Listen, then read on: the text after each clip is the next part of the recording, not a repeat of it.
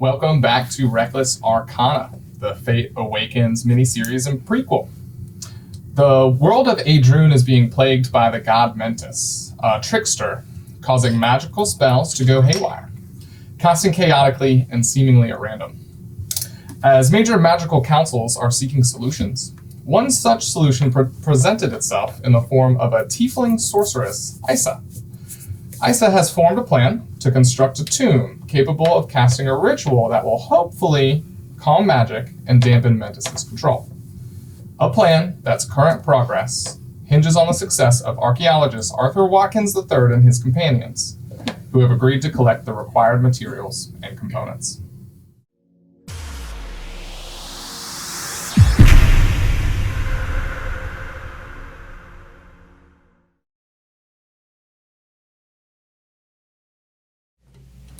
Okay, so last episode, we got to the celestial plane, Mount Celestia. You were at Lunia. You walked through and saw glowing orbs with these metal waving wings that you now know are lantern archons. You met a ram hybrid creature named Ethan, who showed you the way to the settlement of Hearthtown. And he let you know to go see a Arsenal Enchanter, where you bought some trinkets, and he let you know to go upwards to Light's Hold to see Azazel. So you rode giant white owls who spoke to you and let you know of a little bit about the history and purpose of Light's Hold. You passed some wardens' ill-intent tests by not hiding anything or concealing anything to them. Didn't have any issues, and you're now walking up these steps to a grand hall in Light's Hold above, or on the side of the mountain of Mount Celestia in Lunia. We'll continue walking up the steps. I think that's where we left off. Yeah, so, onward. Yes. We're heading up to Azazel here, if we can. I was walking up the steps and I look on either side of the stairwell to see, Are there more of those guards on the steps as well? So there's no guards on the steps. But as you enter the grand door, there are more of the hounds lining the 60-foot hallway, staggered by doorways and more lantern archons hovering above and just shining light for them and passerbys as you walk by. Do they seem like they're lighting our path or like inspecting us? Seems like they're like giving you light. Okay. They seem very friendly and calming. Yeah. Nothing to... Okay. Well, you don't get any weird vibes from it. Is there like a big door at the end? Yeah, so looking further down, you can see that it opens up into a well-lit, larger hall. Probably where our guy is, right? Yes, of course. I think so. Matter of importance. We should go there. Yep. Yeah. Let's head on. Well, continuing on, you undoubtedly find yourselves in the throne room, judging by the large seat and the 12-foot tall Archon in impressive-looking golden plate mail armor and wielding an enormous greatsword. The Archon is currently standing beside a burly warden, fur as white as snow, and a scar through his left eye. Both of them are staring into a large blue scrying pool. I'm out in front since I speak Celestial, so I will walk at least up to a respectable distance from the scrying pool until they notice me, and I'll politely wait. Okay. Anyone else do anything? I mean, I think we waited out. Okay. yeah. Yes, of course. You understand that this Yes, is... We're following this guy's lead for sure. I'm not going to interrupt this guy. So as it turns to acknowledge your presence there, you meet its fiery gaze with your eyes, and it's like a curtain drops over your bodies. You immediately become racked with guilt and overwhelmed with remorse over all your life's unlawful actions. An absolute shame builds from your gut, swelling like a lump in your throat. The anxiety induces your hands to tremble as you start over-salivating and are overwhelmingly nauseous by just standing in his presence and meeting his gaze.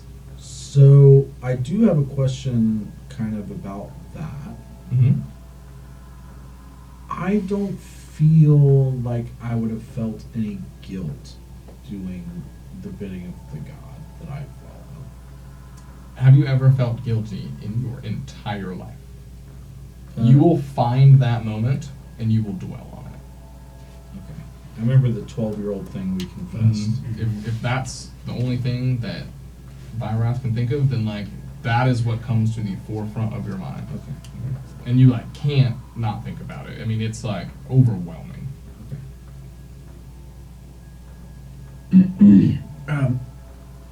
Apologies, my lord. That's a new feeling for me. We're here seeking Azazel. My name is Azazel.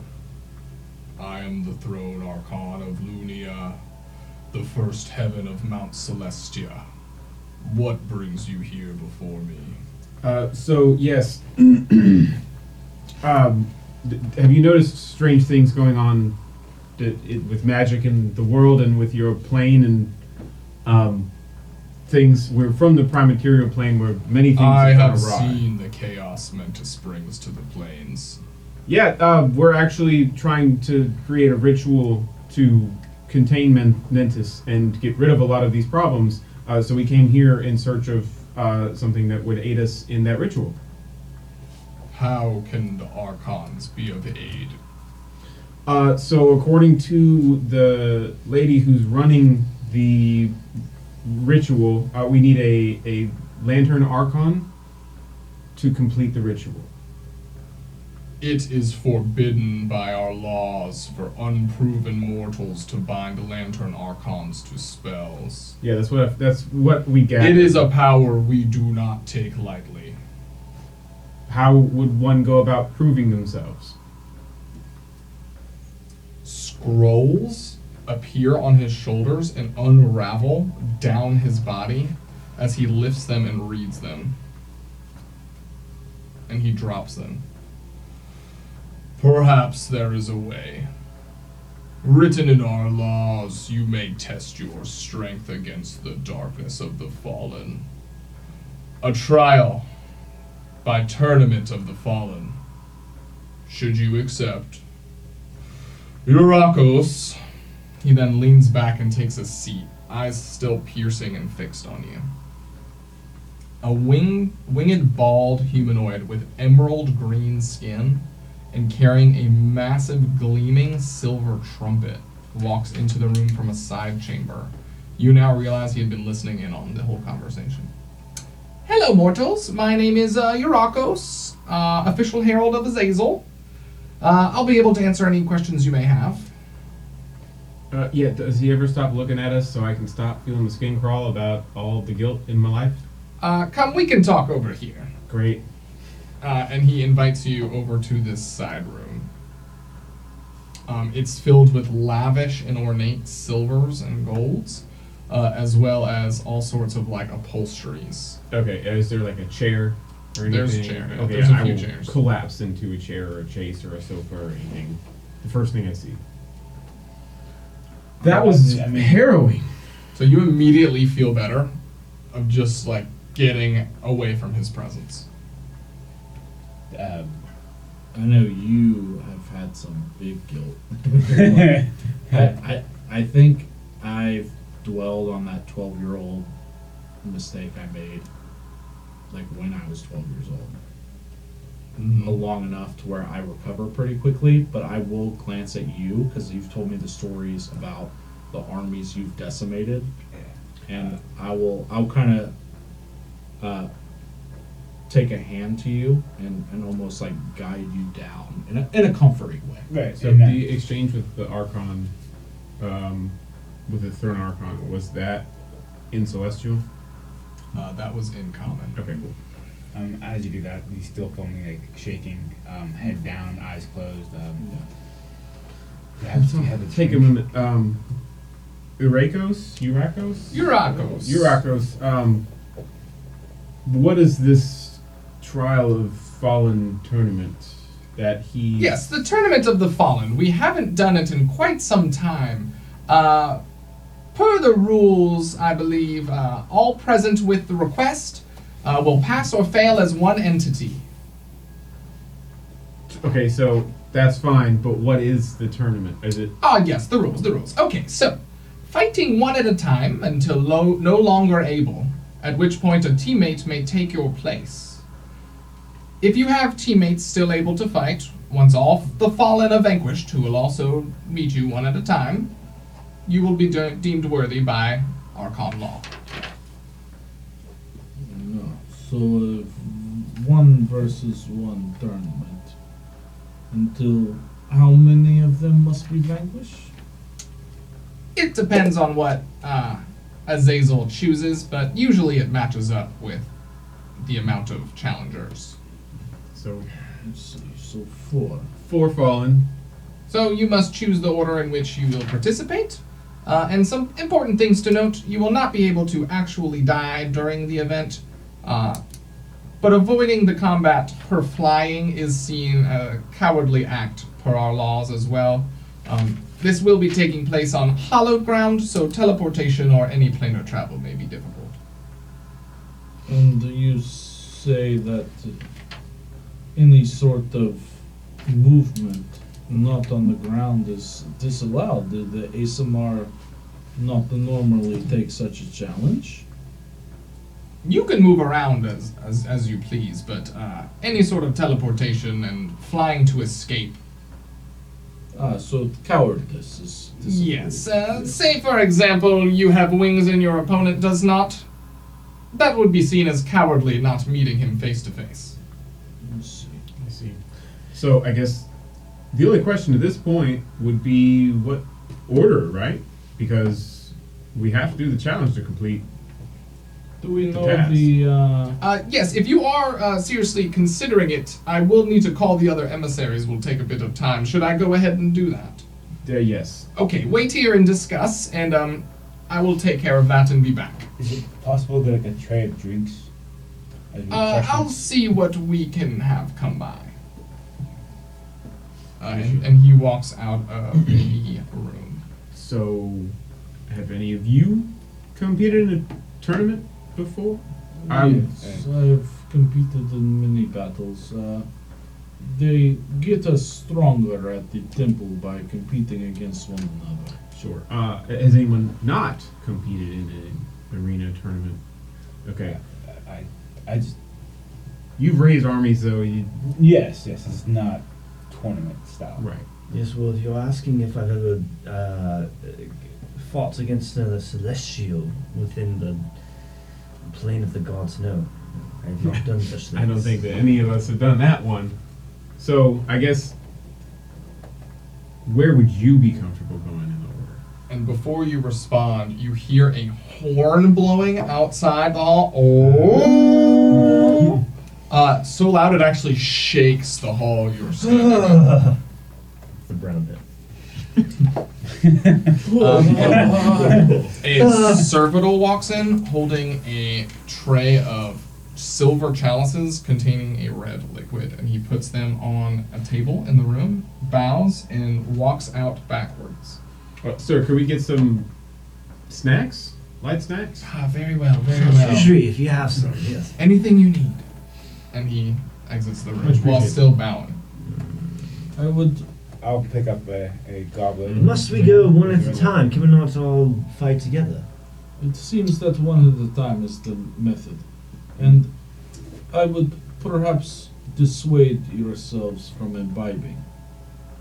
It may put you at a disadvantage. Sure. I appreciate the word of warning. I'm still going to have my glass of wine.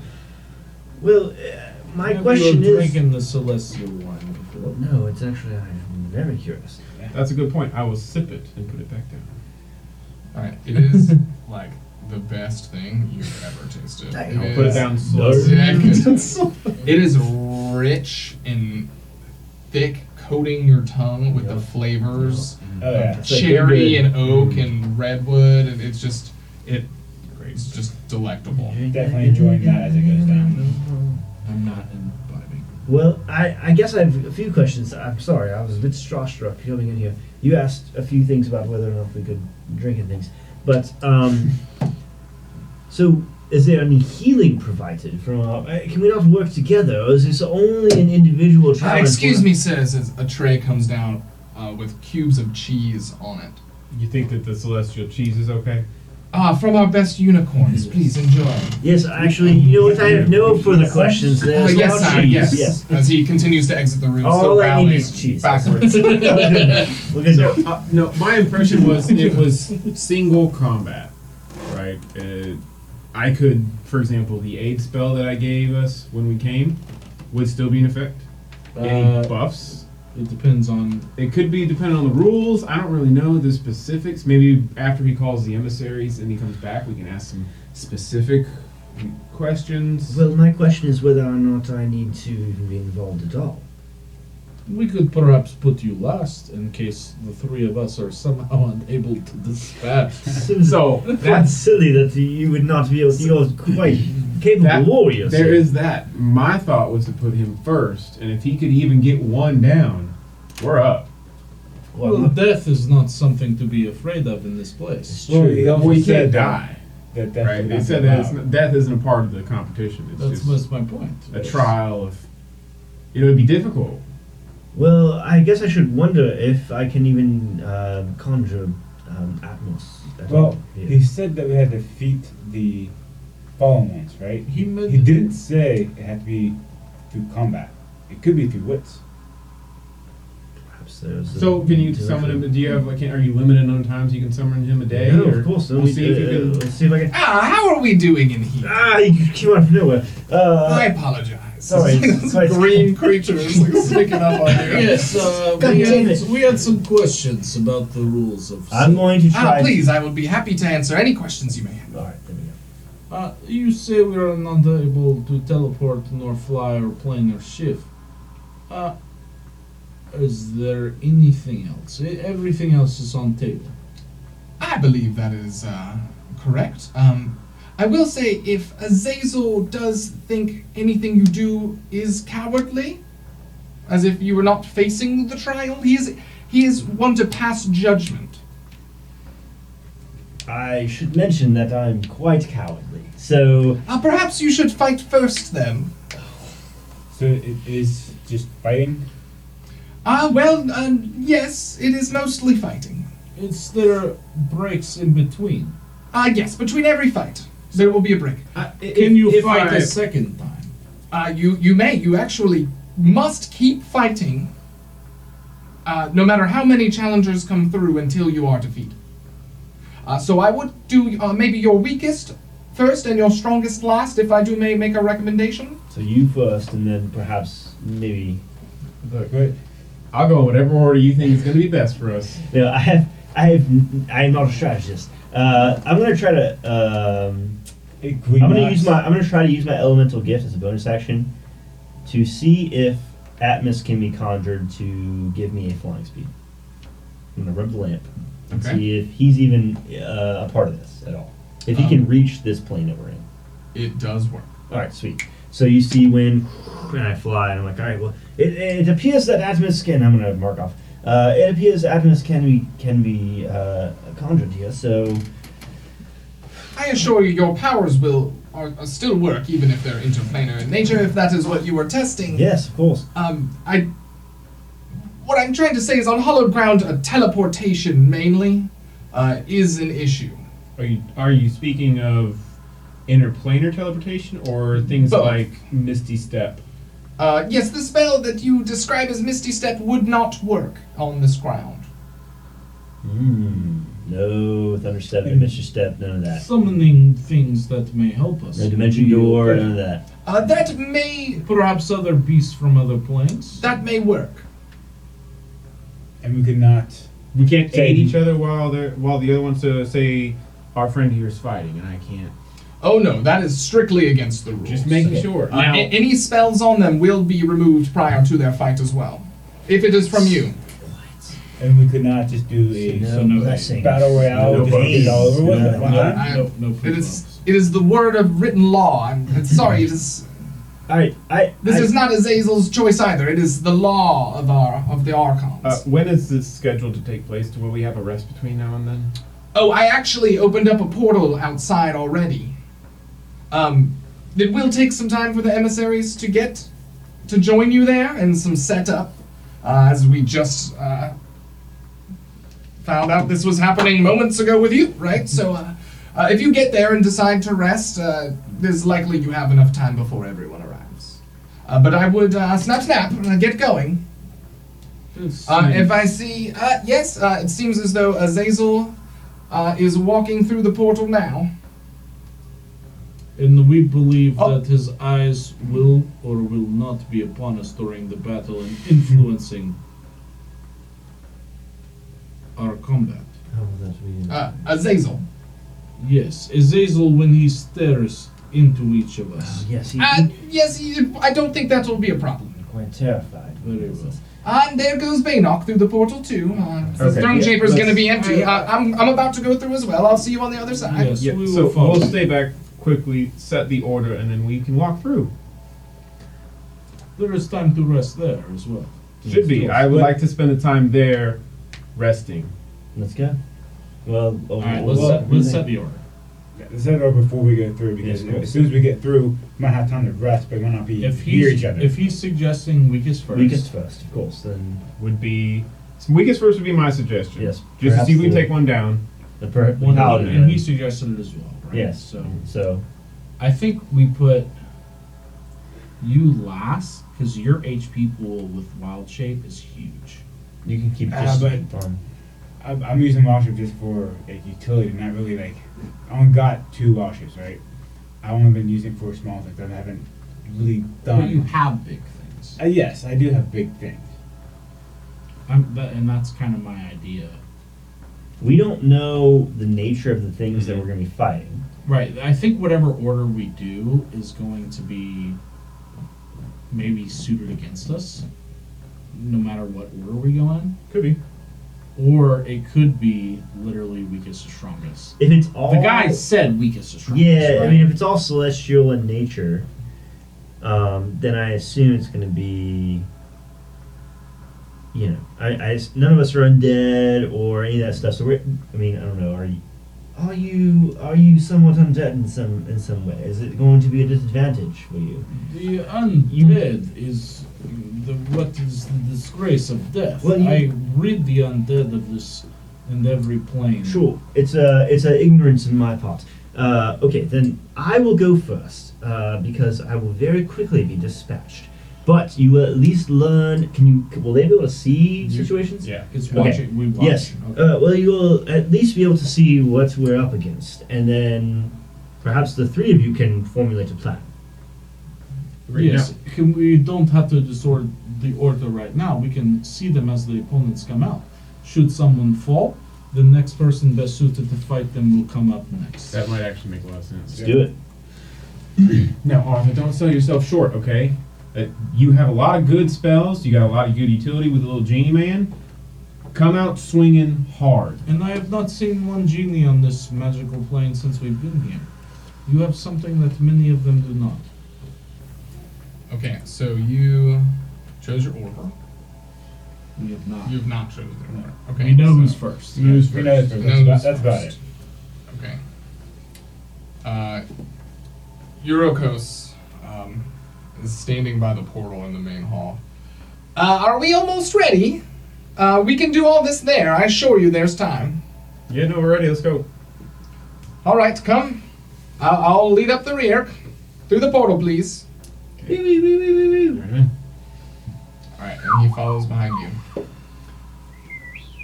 You feel the cold pull of the portal travel, but then immediately feel that warmth again that you felt when you first arrived on the celestial plane for the first time. Sweet. So we do feel like we're still on the celestial plane. Yes. And you find yourselves in an open valley surrounded by mountains. The ground itself is grassy, but Nice. has a faint golden aura. If you look close enough, you would notice this immediately, Brutus. Something is magical about the land that you're on. Everyone else, like, you don't even need a perception check to notice that the air is still and silent. No birds or animals can be heard at all. Okay. Are there any of those lantern archons around? There are a few of them in the air, overhead and kind of just floating around, circling.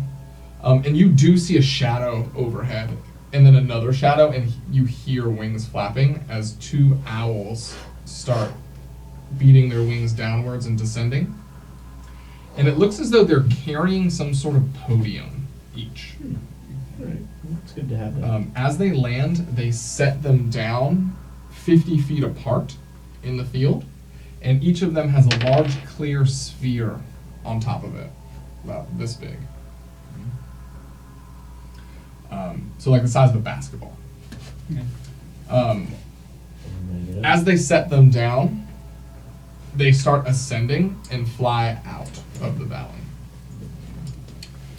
You see Azazel walk over to one of the podiums on the far side as Yoroko starts grabbing powder out of a sack on his waistband and starts dropping it down, making lines, like a football field, like chalk lines. Sure.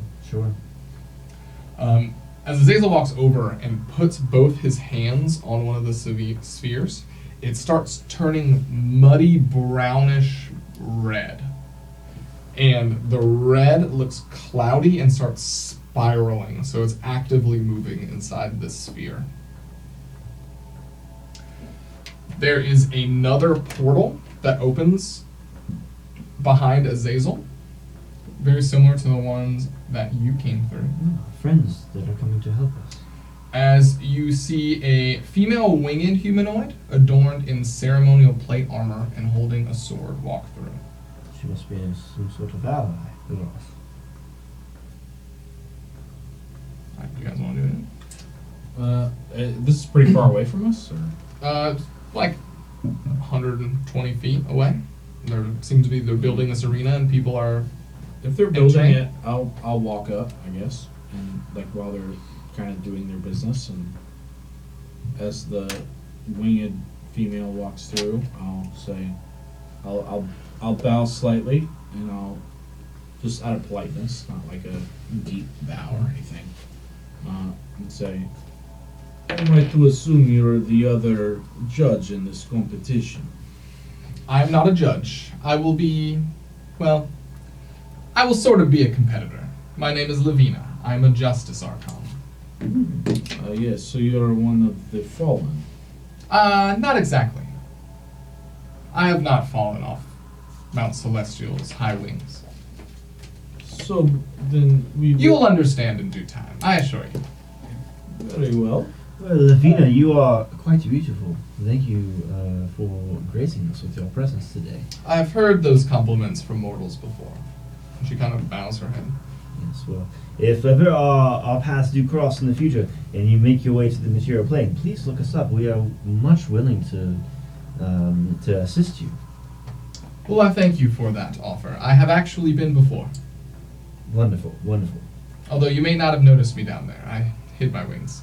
Ah, yes. Well, I hide many things as well. So, good luck to you. And you as well. I implore you to get some rest before we begin. I will immediately try to find some sleeping quarters. There doesn't seem to be any sleeping quarters. Just in the middle of the field in this I valley. will sleep in the middle. I'm gonna Temple of the Gods. Yeah, let's go. Okay. I will actually, before he does that, I'm going to go hand my lamp to our paladin friend, and I'm going to say Amore,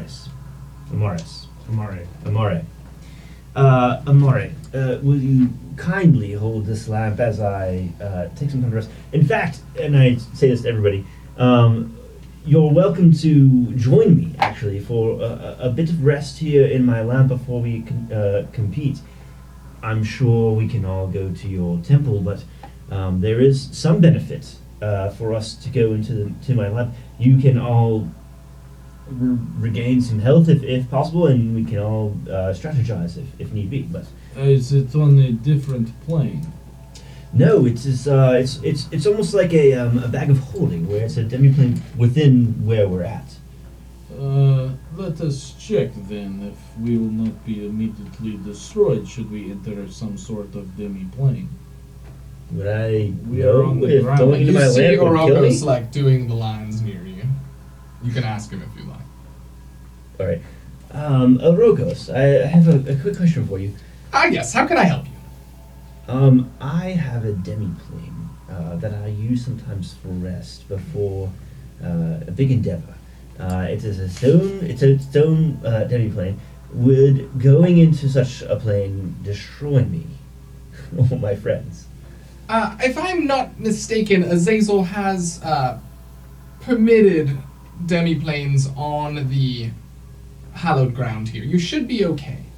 As he has allowed certain conjuration of sorts, as long as it is part of your fighting spirit, so to say, he has allowed certain things such as that. I believe that you should be all right. Well, thank you, of course. Not to disturb you, but Yes, perhaps you go first then. sure. Well, we should all hold hands then. If we're going to go into the lab. Before you do that, I'd like to try and understand the nature of the magical land, if I can at all. It's a magical lamp. It's Not the lamp, the land. Oh. When we step through, you see there's a golden circle that I would notice as soon as we walk through on the lands. I'm trying to discern what that is. This land has been blessed by the deities and Azazel himself.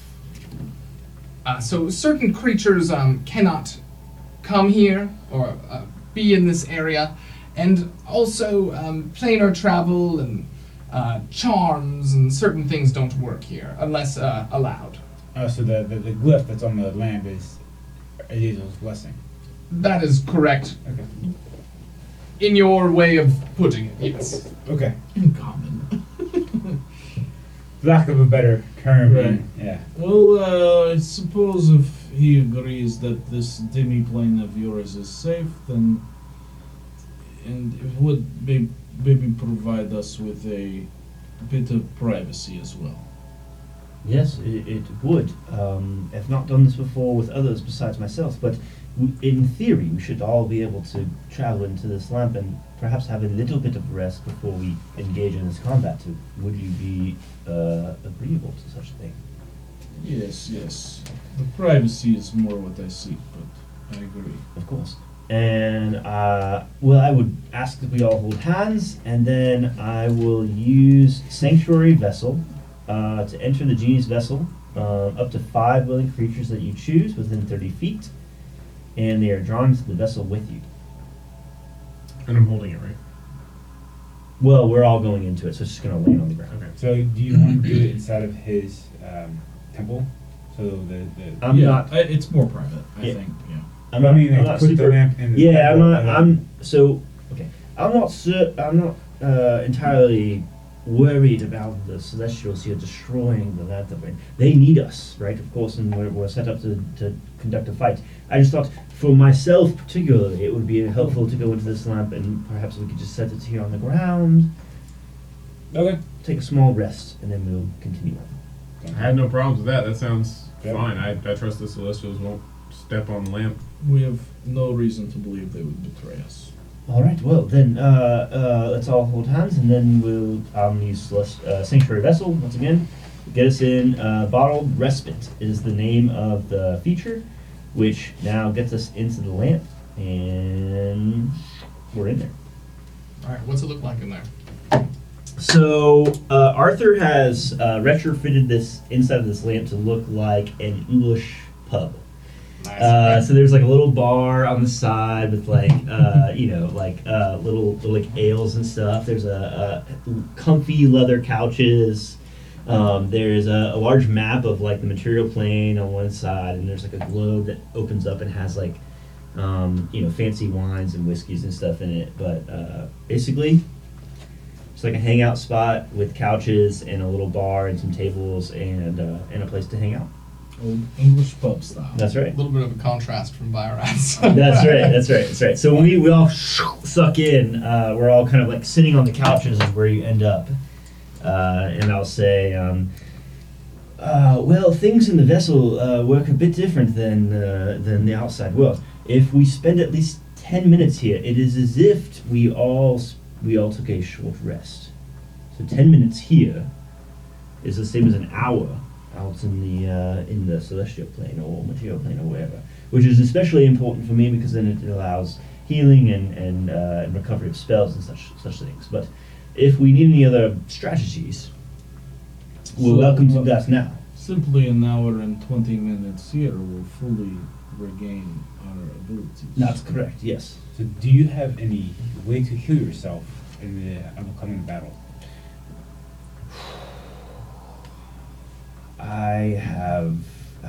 The only way I can think of to do such thing would be to use a healing potion. And as I look at my inventory, I have no such thing.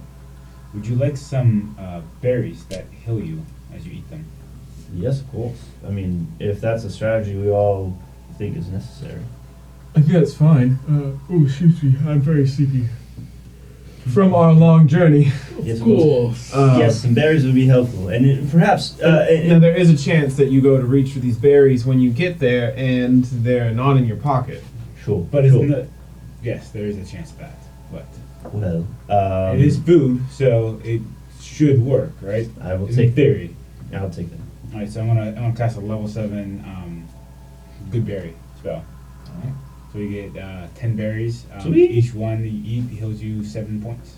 All right, 7 times 10. Okay. Hit points. Sweet. Takes an action to eat. Does it? Takes It something should in be on the combat, spell. yeah. Oh, okay. Let's see. The DM gives us a bonus action to eat and consume stuff. I do for potions, It but does like not. actively eating something like that, Yeah, it'd probably be a would. full action. All right, it cool. takes an action to eat 1 berry. That's fine. Eating a berry restores 1 hit point, and the berry provides enough nourishment to sustain a creature for 1 day. But since I did it at level 7, they should do 7 hit points. Sure. Well, if anybody needs rest, we can certainly rest here, and then get on. Do we feel comfortable resting for the full hour 20 here? Yes, I believe so. I would. Does anybody else need berries? I think I've got enough healing. You said Dimension Door was one of the spells we could not use. That's correct. Yes. Misty Step, So- Dimension Door. Yeah. So So they said teleportation. Technically, Dimension Door is not a teleportation spell; it's a portal spell. Sure. Well, Well, so is Thunder Step. my, It's a well, portal. to be fair, and this is more of a DM question. One of my magic items does that, as opposed to me casting it. It would still not work. Okay. This Can't isn't run like away. a Ventus thing. Can't run away. Well, no, I Can't know, get but out I'm of here. saying, I just didn't know if like magic items were different than magic. You know what I mean? It just stops it. It's not like a spell thing. Right. And Thunderstep is a teleport. Yeah, it is. What All was the right. other one? Gate? Dimension Door. Well, Dimension Door is what Misty my Step, magic item all can that do. So stuff. technically, it's a door you step through. It's not teleportation magic. You teleport yourself from your current Is location. it really? Mhm. Never mind. It's just 500 feet within range. My question was not that if it was a teleport or not. It was, is that since I'm wearing it, object. you know. You can use magic items. Well, that is what my magic item does. Yeah. Okay, so you're gonna wait in the lamp for an hour 20, which would be a full rest. For all of it. Yeah. And you come out of the lamp. Yep. All right. You see the arena finished, but really it's just lines and a podium on either side. One is blue, and one is swirling dark, murky red. Azazel is standing behind the red one, and the other Archons are with him. When you say other archons, like throne archons? Nope. The one who introduced herself as Lavina is next to him. Eurokos is next to him. That's his kind of servant, right? Harold? Yes, the guy that Yeah, Harold. introduced himself as a herald. There's another Archon there now. She is 8 foot tall, female, very muscular, attractive eyes, and magnificent looking golden orange wings, distinguishing her from Lavina. Taller, more muscular, and orange faintly glowing wings. And then there is a hound Archon, it's like the other dogs you've seen. But probably bigger and more Yeah. aggressive, right? Yeah. Slightly. Yeah. Alright, so there's 5 of them. Including Azazel, there's 6 of them. 6 of them. Because the Warden Archon was already there. Right there. Yeah. I'm gonna whisper to you guys. Perhaps with 6 of them, they each choose a champion. Though we may be facing 6 in total. Could be. I mean, there's really no way for us to tell. Perhaps if anything I've done in tournaments before say, each person will pick one champion. That is my assumption, but that could be incorrect. I don't think it changes our plan, but it's good thought. Yes. Something to be mindful of. You see Eurokos walking over to you all. Ah, yes. Are you ready? Yes. All right, please. On the other side of the arena, you will see a blue orb. Do not touch it. Just go line up on that side, please. Okay. Alright. So, Okay. not Left to right, just beside it. You can stand in any order you like. You can decide who will go next when you get there. You don't have to decide all of it now for the moment. Just decide who's going to go first. All right, wise choice. Looking you up and down, I think that makes sense. And then he starts to walk over back to Azazel's side. I'm not sure what you meant by that. But, any of us you have could nothing probably, to worry about, my friend. Any of us could go first, of course. All right. So Azazel raises a hand in there. The tournament of the fallen begins. And he takes a step back as all the other Archons around him take a step forward. So you said there Okay. was a little bit of time we were going to have to go to like do any kind of buff on Mhm. ourselves before we walk into the tournament and before that initiative starts. Yep. Is this the time for that, or should It is about to be. Okay. Yeah. So, Eurokos then starts speaking. All right. So we shall begin now. If that works for you, if you would like to prepare in any way, now would be the time. Morrow is up first on this end. If you will, Morrow. And when you are ready over there, please place your hand on the blue orb. These lines will act as walls, by the way. You will be trapped in there. And then you see the Hound Archon walk up and place his hand on the swirling red orb as he is sucked inside it. And he disappears. All right, I walk up, and before I go up in there, I will cast a little mage armor myself. And then beyond that, I will cast a little armor Magnus. So you guys see a protective magical force surrounding me, manifesting a spectral frost that covers me and all my gear. I will gain some 10 hit points. So let me double check. 25? Yep, it does 25 damage back until it's broken, I believe. Yeah, and then I get 25 temp. So let me put that in there. Plus the. Do I just look at that 15 that we had earlier? Dave is not. Yeah, that's That's Gonski's? Okay, cool. So I get that 25 HP temp, and then, so you guys watch as like, the genie's mage armor, and then it freezes. It kind of like freezes over into an armor Magnus, which I will cast as a spell, and it's a spell slot at 5th level. And I will say, well, wish me luck. If things don't go well, save the world, and I will put my hand on the glove. Alright, you feel your body get pulled into the orb and start spinning around rapidly. All of you watching the arena, you see a entity come out of the red orb and move into the arena. It looks like the Hound Archon, except his fur is now muddy, dark red.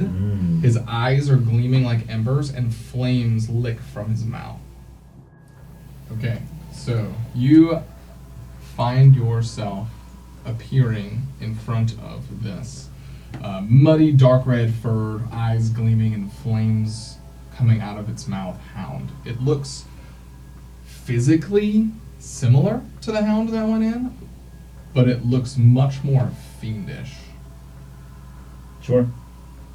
You hear a roll across, begin! And roll initiative. Oh, there we go. Thank God for advantage. That's right. 20. Alright, you are up first, and then after the first initiative, we'll just bounce back and forth. Sure. The first thing I do is I take a look at this guy. I already have my armor bag at this cast. I'm going to take a look at him and I'm trying to hold monster. Okay. What's the save? It's wisdom.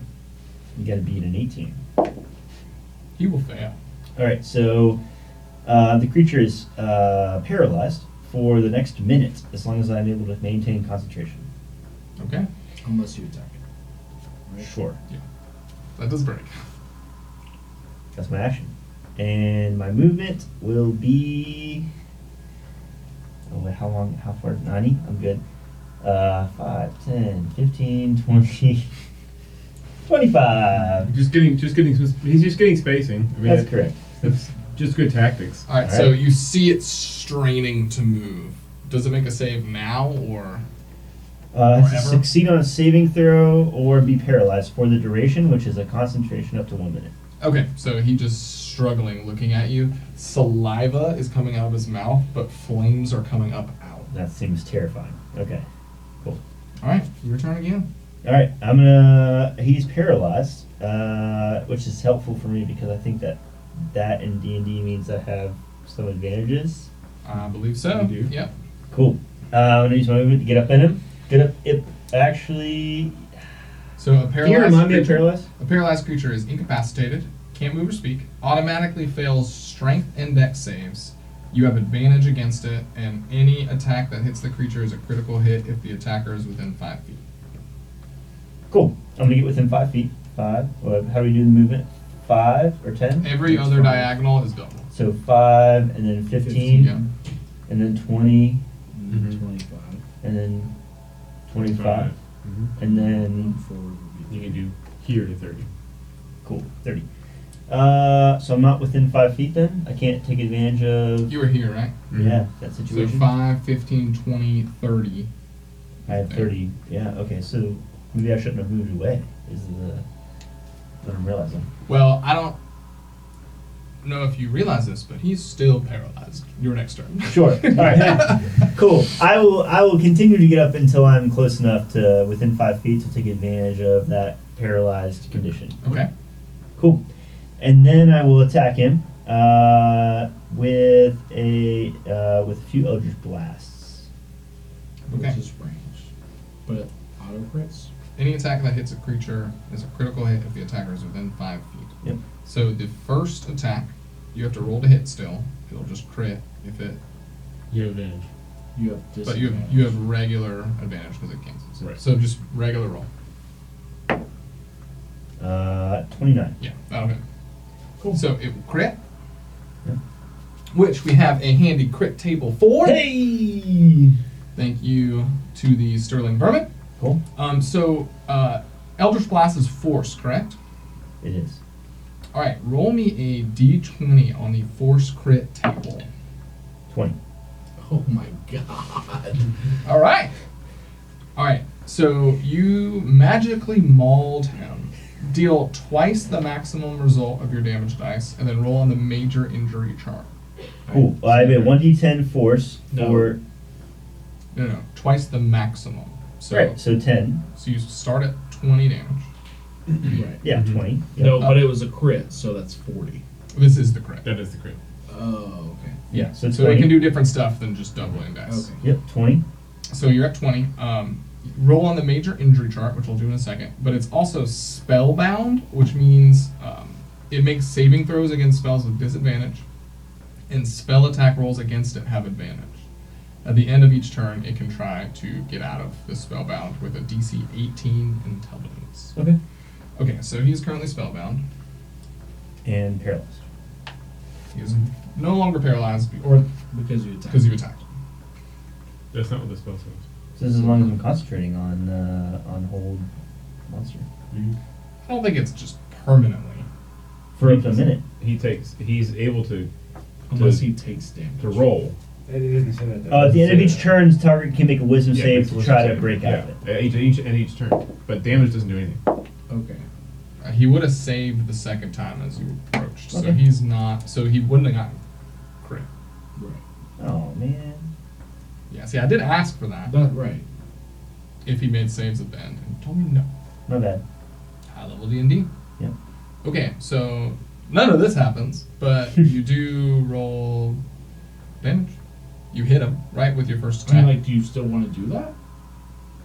I mean, it was your fault, right? Like, Well, he saved as At the end of each turn. And so the first turn I rolled, my first no, turn no. after So paralyzing- so he'll be done being paralyzed at the end of this turn. That's correct. So I get 3 Eldritch Blasts, and then he saves. so. You move back, and then he rolled to save. You move to here, and No, then no, you no, I rolled- moved here, and then I rolled hold monster. Okay. So And how many then- saves did he get before you went? So he gets to He save at got the end of one. each turn. So my next turn was here. 2 No, that's no. No, you said that was I wasn't or close 2, enough. whatever. That's 1. That was 1. You cast it, Yep, and then 1 move. He failed. and then it's his. Then it's his turn, so he gets. You moved, cast it. Then it's his turn. He Mhm. rolls. He Then failed. you move up. Then he failed. Yeah. Then you move up and cast it, And he failed. and he failed. And I moved Then you move up and there, attack, so and he is saved. still paralyzed. Okay. Yep. Right. So he does. You do crit. So we're at 20, and he gets a major injury. Roll me a d20 again. 19. Okay, so you hit him in the face, like point blank, and you see the force rip through his eyes Sure. to the point where he no longer has eyes and is blinded. As Like one permanent. does. Yeah, Permanent. Sure. Yeah. That's the first Eldritch Blast. I have 2 more. Okay, go ahead. Should I make an attack roll for each one? But he is no longer paralyzed. Yep. Cool. These are at disadvantage Oh, okay. because you're next to him. But you're also at advantage. 'Cause That you're one. paralyzed. No, he's not Because paralyzed. he's not paralyzed anymore. That one. Because wait, sorry, he is still paralyzed Still paralyzed. because At it the doesn't end of his stop. turn. He's Right. doing stuff. End of So a his next turn, 19 he and a gets 1 saved. for my next 2 Eldritch Blasts. And then, a 19, it's plus 10. So 19 will hit. So crits again. So crits. Sure. So I rolled a 19, it's a plus 10 to hit, so that's a 29. And I rolled a 1 plus 10 to hit, which is 11. So, 29 and 11. Okay, so the 29 hits. Yep. Would you rather do them one at a time? I assume, right? No. That's fine. But it's crit table every time. Yep. So roll d20 for me again on the crit table. 11. All right, twice as many damage dice. So just roll. So 2d10s. 1d10. Okay, 2d10s. Cool. Well, it's automatically the max damage. No, it's not automatically max damage. It's a different chart. All It could be so different then things. You could roll a 1 on your crit, and it's not that great of a I crit. got an 8 and a 9, so that's 17. So that's pretty good.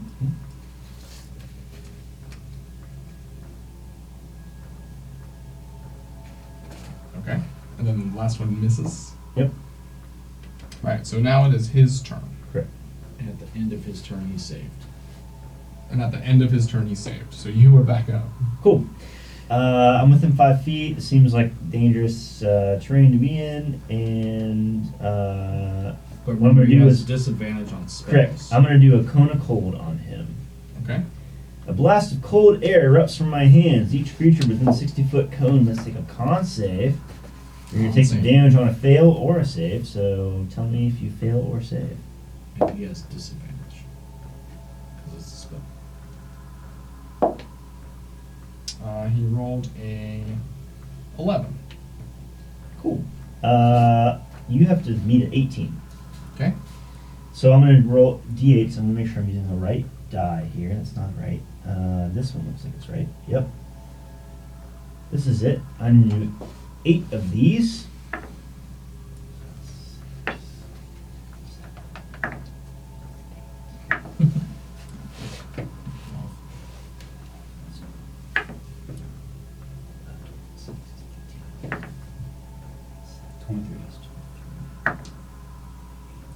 $31.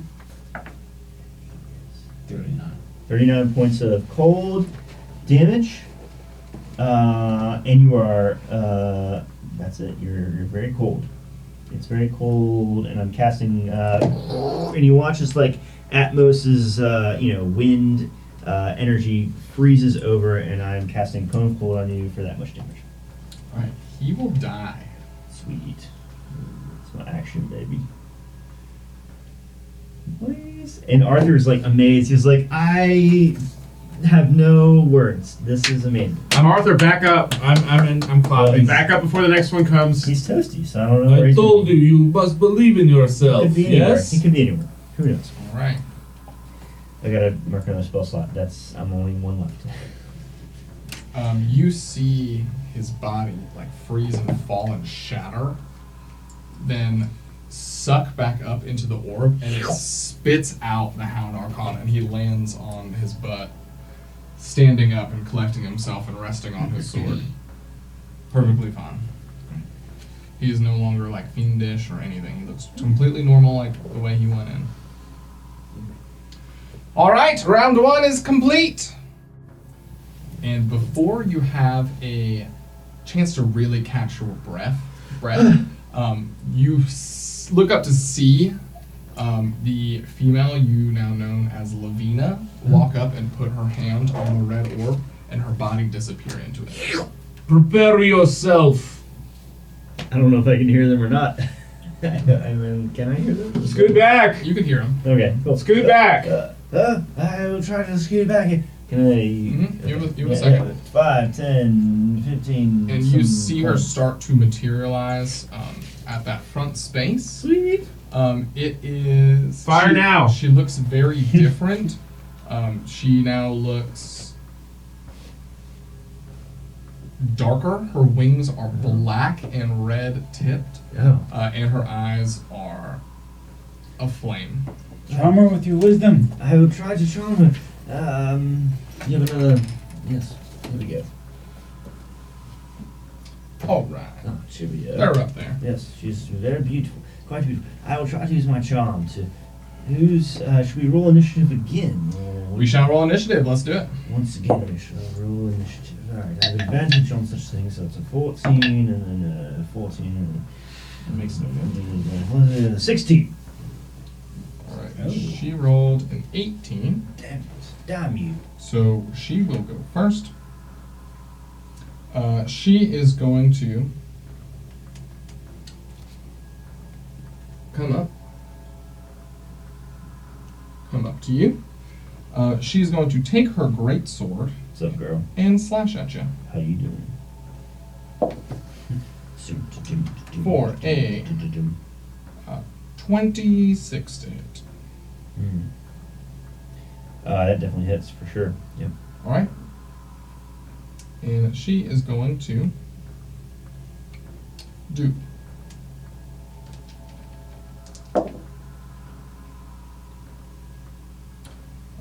10 slashing Okay. plus 13 necrotic. So 23. You see the cold from your armor move up her sword. And how much did you take from that? 25? 25.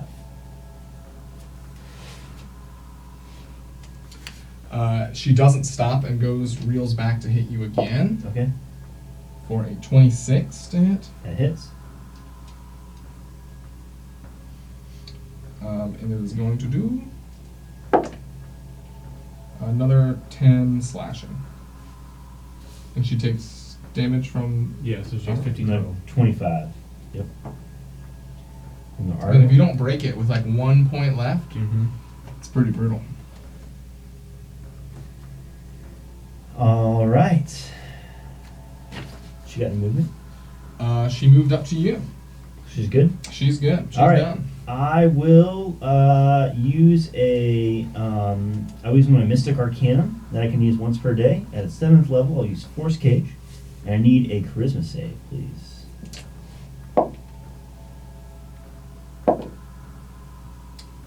She rolled a 13. All right, so she fails. And I'm going to create a prison around her. 20 feet on a side, made of half-inch diameter bars, spaced 1/2 inch apart. Okay. So, what does your cage look like? It's a chain link fence wrapping her in the force cage. Okay. And it's got gaps. It's not solid, and there are definitely gaps in there. And she's trapped and cannot move. Creature can't leave by non-magical means. If you try to teleport, yada yada yada, it has to make a charisma save. And that's where we're at. Alright, that's all you're gonna do? That's my move. That's my action. I'm sorry, and then I'm going How to. big was the cage? So I can do 2 different things, and I'm going to try to do I can do a solid or a gapped. I'm going to do gapped, and 20 feet on a side of half-inch diameter bars, spaced 1/2 inch apart. So Okay. 20 feet on a side means it would be like 5, 10, 15, 20, 5, 10, 15, 20. It would be this like Yeah. whole situation. Yep. Okay. And then I'll use my movement, which she get opportunity because she's in a cage. Not when she can't hit you. Cool. I'm gonna back up a little bit. 5, 10, 15, 20-ish. Yep. Cool. That's where I'm at. You fight like a coward. Damn it! Every time. You feel your body get sucked in to the orb Yep. and then thrown out, and you see him land back with all of you. I Alright, tried. who's next? I tried my best. I should have taken more damage. And she is standing there, just beating her wings and holding her greatsword. Cool. Who's up? Nobody takes it, I'll go. I guess I'm not sure if I was clear, but Azazel does not like cowardice in his tournament. This is something to prove strength. You will automatically be disqualified. Understood, thanks for the clarification. I had a strategy in mind. I was going to shoot at her while she was in the cage, but of course it's not. I have some things I can do that are very taxing, so if it is okay for the both of you, I would like to go last, should we need. Alright, you or me, what do you want? I said let's play some rock, paper, scissors for it. Oh, we don't have that much time. Then why don't you take it? Alright, I'll go. Alright. So you touch the orb and you. As I walk in, I'm gonna cast Mirror Image on myself. Okay. Just an action. Sure. So 4 of you. All right. So you and all your 3 forms get sucked into this orb, and then you get thrown out into the arena with all 4 of your images like getting up off the ground simultaneously. So it's hard to tell which one of you is real. She looks at you and disappears. Very well. And roll initiative. Alright. Get a 6. She was a 17. Well, hang on. A 6. Okay. It wouldn't have mattered, it wouldn't, regardless of it. Okay, so she reappears next to you, Mm-hmm. trying to swipe at one of your images, or you, depending Sure. on how you roll, right? She rolled a 24. Okay. Or 25, actually. So, if we do this, roll 6 or higher, that'll attack one of my duplicates. Alright, so now there are 3 of you, as it swipes through the duplicate and it phases upwards and disappears. She tries to attack again, and she will miss. Alright, I will cast bonus action Branding Smite on myself. Okay.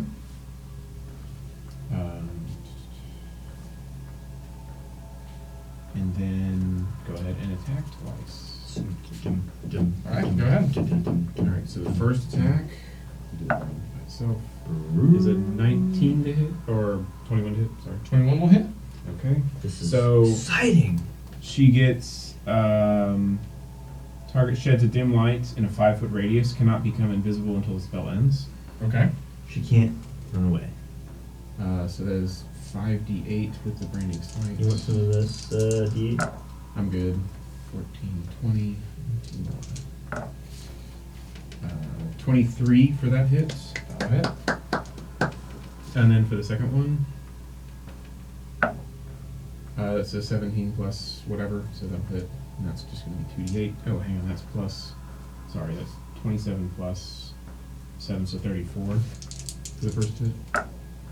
And that's 20 damage for the second hit. Okay.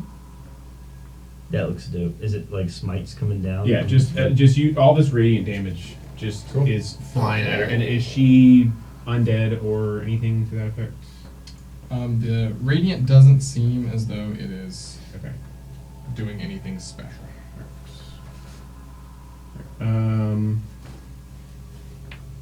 That'll do.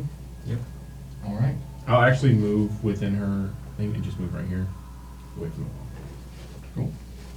Cool. So she is going to attempt to curse you with Bane. Ooh. You will have to make a charisma saving throw. Dude, you're so good at those. Come on, man. You got this. No, literally, I have a plus 15. That's what I'm saying. You got this. And a natural 20, so 35. Yeah! Let's go! 35. I think we probably succeed. What a waste. The Bane is broken. As you Should've shrug rolled a 5. off the Bane, her great sword is swinging towards you It's just like, for a man. 21 to hit, That misses. and it will miss. You are back up. Must be nice Alright. to just have misses on. 21s, right? Right? Damn. I had like a. Oh, and on her first hit, she hasn't hit me yet. Fuck. Alright. She's not hit you yet. I have armor bad against that too. Alright, I'm just gonna swing twice because I'm not sure where else this is going. Okay. Why'd you- One is a 15. That will not hit. Okay. The other one is an 18 plus 12, so that hits. That will hit. Yeah. You should try to ask her if she's okay. Alright, that's 14 damage for that one. Okay. Got it. And I think that's it. Yeah, that's it for now. All right. Screaming out. You seem like she's very upset and almost like berserking in anger, as she continues to swing her great axe wildly for a 25. Just like. Okay, that hits. Should shield that boy. I still have images. For 13 slashing and 13 necrotic. Mm. I gotta see if it hits one of my duplicates. Oh yeah. That's right. 3 Duplicates. 8 or higher. It's a 9. All right, It's so a it duplicate. hits a duplicate, and our next attack will be a 26. Okay. Alright, 11 or higher. Natural 20. All right. Nice. So she's just carving through these mirror images as they're fading Yeah, away, mirror images are and all that's left is you standing before her. But it is your turn. You've dodged a lot of damage. So I will go ahead and say, stop trying to hit me and hit me! And Like Morpheus? Yeah. yes. I'll go ahead and bonus action a blinding smite, Okay. and then roll to attack. That is a 17 to hit. 17 will not hit. Okay. Second hit. Okay, that's a 24. That will hit. Okay, so that is another 5d8, and she makes a Constitution saving throw. She's likely gonna fail. 18. 13. Yeah, she does. She's blinded. Hold on. It is advantage. She's already blinded. She's gonna fail though. She's not blind. The hound was. She's blinded. She's blinded. She She's is blinded now. smite. She's now blind. Much smiting. So, 13, Can't see. 15, Is it going to be So smitten.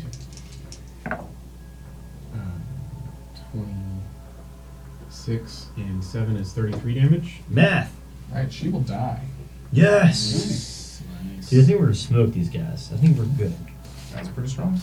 The most powerful people On the material plane. on the material plane that were able to come, you know? Alright, if she's dead, can I go ahead and walk over this way? Yes. To here. I want to cast Magic Circle. Okay. And that spell slot. Might as well.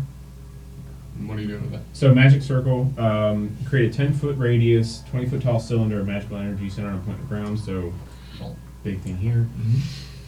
One more of the following types of creatures: celestial, elementals, fae, fiends, or undead. I'm gonna guess fiends, that she looks like a fiend.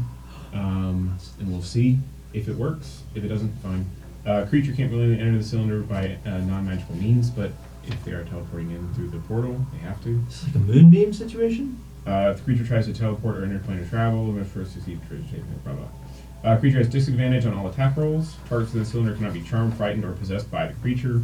When I cast this spell, I can elect to cause its magic to operate in the reverse direction. Okay. Dope. But so fiends, and I'm hoping she's a fiend, or the next contestant is a fiend. So we are back from our holiday break.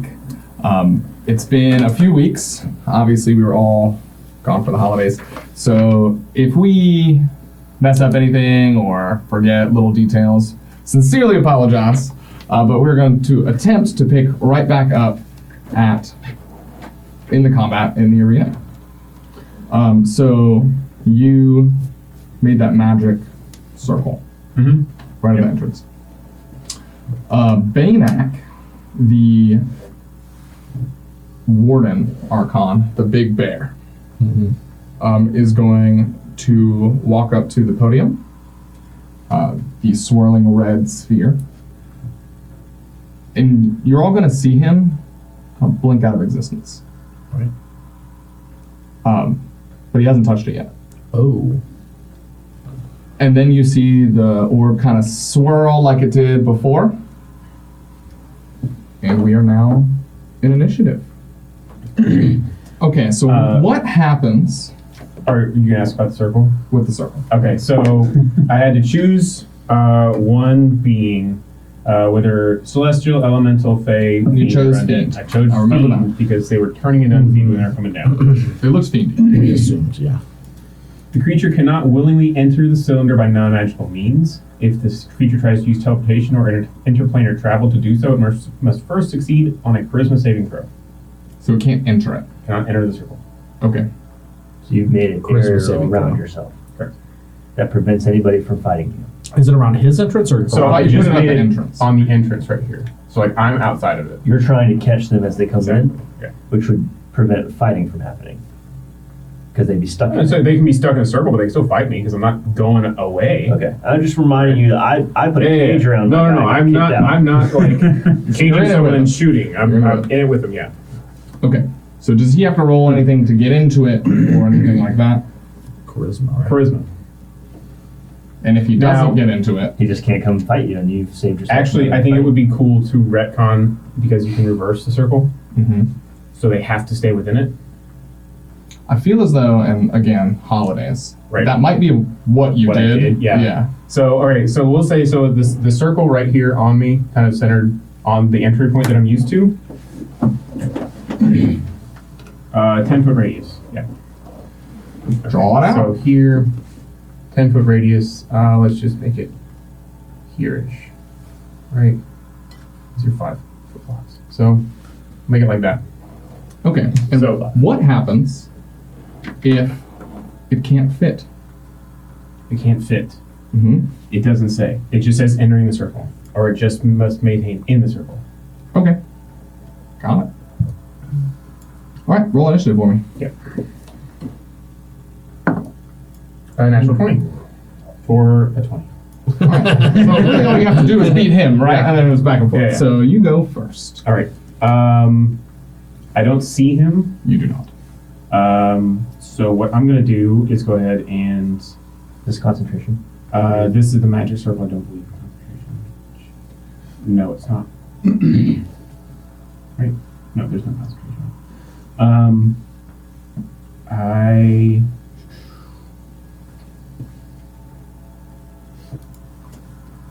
Can I attempt to move 1 block forward? Yeah. Okay. You do so. Can I move to this block? I'm 30 feet movement. Mm-hmm. Can I move to this block? Mm-hmm. Okay. So I'll stay there, I guess. Uh-oh. I'll stay there, I guess. That's Okay. fine. What does that spell called? Magic circle. They got creative with that. It's great for catching devils and celestials. Yeah. I would like to use a speech action at some point. Sure. Just You can go ahead now if you want.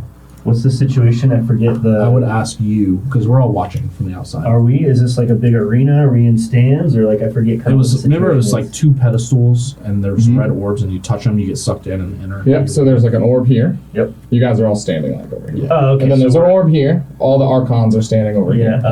Okay. Cool. So I was gonna ask you, were you able to hear us speak to you while you were inside? Was that? Because I remember we shouted Yeah. some things at him. You can hear each other. So you can hear from. Mhm. It's not yes. like. Yes. I can hear. I can hear everything going on outside the arena. All right, that'll be our speech action for this round. Thank you for your speech action. All right. I would like to take bonus action and cast Braining Smite on myself, Okay. and then hold my attack action in case I am hit. Okay. The roll quick perception. 16 plus 18. Okay. You hear footsteps. Okay. And just general movement coming from this direction, somewhere over here. But not long after, the area around you goes pitch black. Right. And you are back up. Nice. Darkness.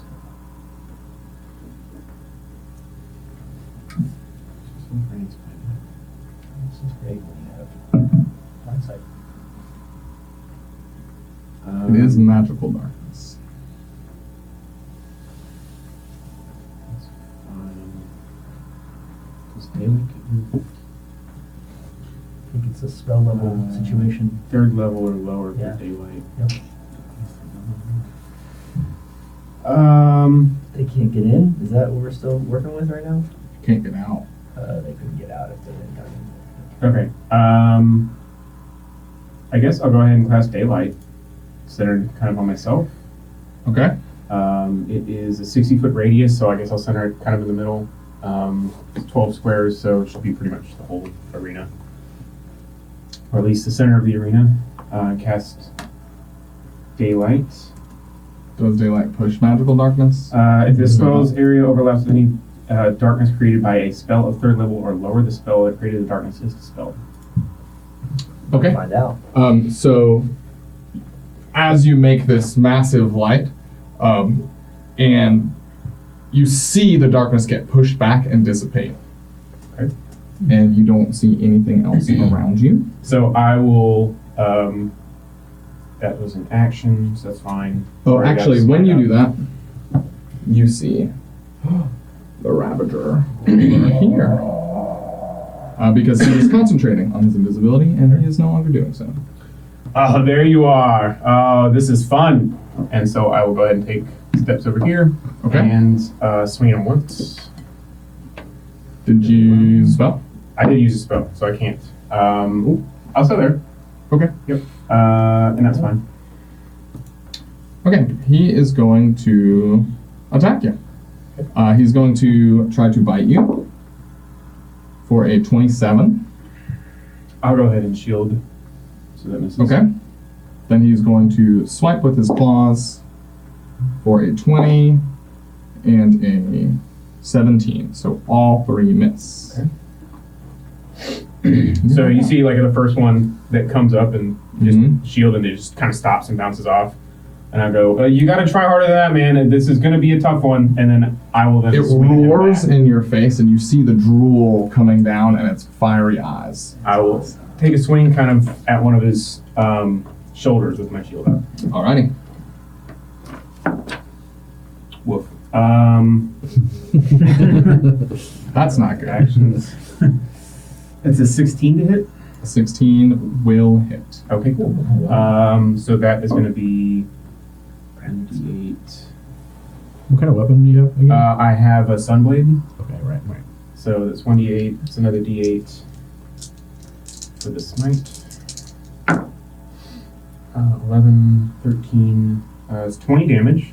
Okay. And then the branding smite is gone off of my weapon, and Is that radiant? it is all of the damage is radiant. Sunblade, yeah. Sunblade. Radiant damage on the target that will become visible if it is invisible, and the target sheds dim light in a 5-foot radius and cannot become invisible until the spell ends. Nice. So that is a concentration spell. Okay. And it lasts for 10 rounds. Cool. Hold on. I am done, yeah. Alright, having you hit it as it's roaring, it's going to stomp its feet on the ground, and thunder is going to erupt out of it in all directions around it. Make a con save for me. Advantage on the concentration associated with it, but not the cons. It's 19 to save. Alright, so you do save. You take 12 Okay. thunder. So I have to be 10 or above. Yep. For the con save, natural 20 for one of them, so Nice. Super save. saves. Alright. And I take, you said 20 damage? 12 damage. 12. 12. Not 118. Okay. And he takes 12 or 25 points in return. From. My armor bag that was still up. Nice. And I Didn't get through that? No, I have 13 points left on the armor bag. Oh, did you recast it? See, these are the things where it's like you take 2 weeks. So I have it all marked down that I cast armor bags on myself as I went in, along with aid. I did that too. I do remember you doing that. I just can't remember if it was. When we went in, it was a mirror image that I cast, and then the mirror image is gone now. Mirror is definitely gone. Yeah, I remember you casting armor back. Yeah. I just can't remember if you used it. So 25 points of cold Okay. damage for that, in case that matters. It does. It's a fun trick. So you see the cold hitting it, and it looks like it's stinging and sizzling and burning off. Well, can't have everything. Can't have everything. And you're up. Okay, I'll go ahead and swing it. Okay. Again, first swing is 21 to hit. Yes. It hits. Second swing is going to be that one's probably not going to hit. 14 to hit. No. Okay, so that one is going to be 2. So many pluses to these. It's hard to keep track of. 6 is 13 damage. Okay. And then that's it. All right. He's Yeah. just going to continue biting and swiping at you, just relentlessly, like a savage out of his mind. 27, 28, and a 16. Yeah, I will take all 2 of those. All right. Which two? First one is 27 and 28. I'll take the 16. 24 piercing. Okay, so he takes Whoops. 25 damage again. Cold again. Yep. All right. 24. And the next one is 11. And then on the 27, I have to hit 14, 13 13. for the con save. That's 18 plus 7, so that hits the con save. Yep. For the raining smite. Wait, does the con save change based on damage? For concentration. So it's half of the damage dealt, minimum 10. So if you do over 22, then it goes up. Yeah. 22 would be 11 and Right. higher. Cool. Okay. I will go ahead. I assume it's my turn. Yep. Yeah, back and forth. One-on-ones. Yep. That's fine. I'll wait for my concentration round. But that's features. I think I have one more I can use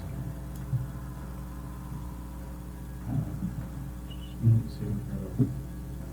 Sorry, just a second. This thing is just towering over you right now. I will go ahead and cast Hexblade Curse as a bonus action on it. Okay. So the save or something? No. It's +5 to all damage rolls and Oh yeah, Hexblade. doubling Gotcha. crit. What are you gonna pick for your? It's not Hex. Oh, it's Hexblade's Curse. Got it.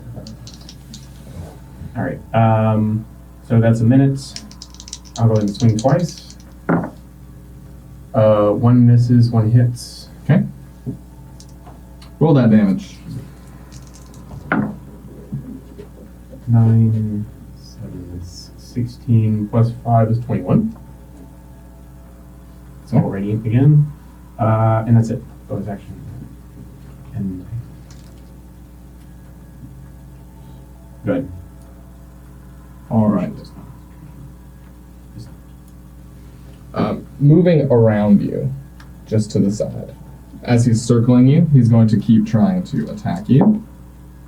For a 19, a 15, and a 23. 23 hits. Okay. For 12 slashing. Okay. 12 slashing, that's a 10 on the con save. A save. Alright. I'll go and take 2 more swings at him. Alright. Now it's just a stat check. It's simple, Just yeah. swinging back and forth. Both of those hit, but are not crits. Okay. I can give the numbers if you like, but I believe you. long. 9. Once you establish the AC range, you can kind of just 13, go from there. So 13, 23, 37 damage. Okay. All radiant for those 2 hits. You see the sunblade gashing into his body, and like black and red like ooze coming out of him. He looks visibly injured, and from all your fighting in the past, you can tell this thing is very injured, but it's not letting up at all. Almost as if it's like deeply crazed. As it just keeps attacking you. Bring it on. A 23. I would shield that. Okay. The second one misses, and then a 27. 27 also misses the shield. Nice. Okay, so as this thing just kind of keeps speeding on you and not seem to slow down, you raise up that magic shield, and it just takes all the damage from the claws and teeth that's coming at you. I told you you're going to have to try harder than that. And I'll go ahead and swing twice again. The lowest is a 4 there, which was a 16, which hit last time. That will hit, and how do you want to do it? All right. So as his last hit kind of rebounds off the shield, I'll notice an opening as he kind of reels back and just jump up and like stab my sunblade into his chest and then kind of ride it down. All right. All right, so he falls and gets sucked back into the orb, and then gets pushed back out towards the other Archons, kind of staggering back. Takes a deep breath, and then stands back in the line. All right, who's next? And do I have an action? Oh, yeah. I will go ahead and cast Aura of Vitality on myself. Okay. Azazel, the throne Archon, stands up. Very impressive. Okay. You are strong. Well, I can't cast Aura of Vitality. How about your friends? They're just as strong as I am. I'm more than welcome to let them come, but I'll take your next one if you got another. Let us see. And he pushes you, and you feel your body fly backwards in the orb, almost as if there was a tether attached to you the whole time you didn't notice, and you slingshot into it, almost through the orb over here onto your back on the ground near your friends. Guys, I swear, I was game for more. It's just... We all saw what you were doing. It was quite impressive. It was. It appears they are fearful of us. Or at least him. I'm sure they're just as fearful of y'all, too. Who's next? Oh, I guess this old man can The shadow up there. That's alright with you, sir. Of course. lady that introduced herself as Lavina, with the big wings behind her, walks up and puts her hand on the orb and pushes into the arena. Okay, so Lavina takes a step into the arena. Her wings are dark and her hair is now up in the air on fire. She takes a look your way and throws her arms out, and they become like scythes, like straight swords that are now also on fire. So she no longer has hands, they are just swords. Sword hands. Alright, Edward Scissorhands, here we go.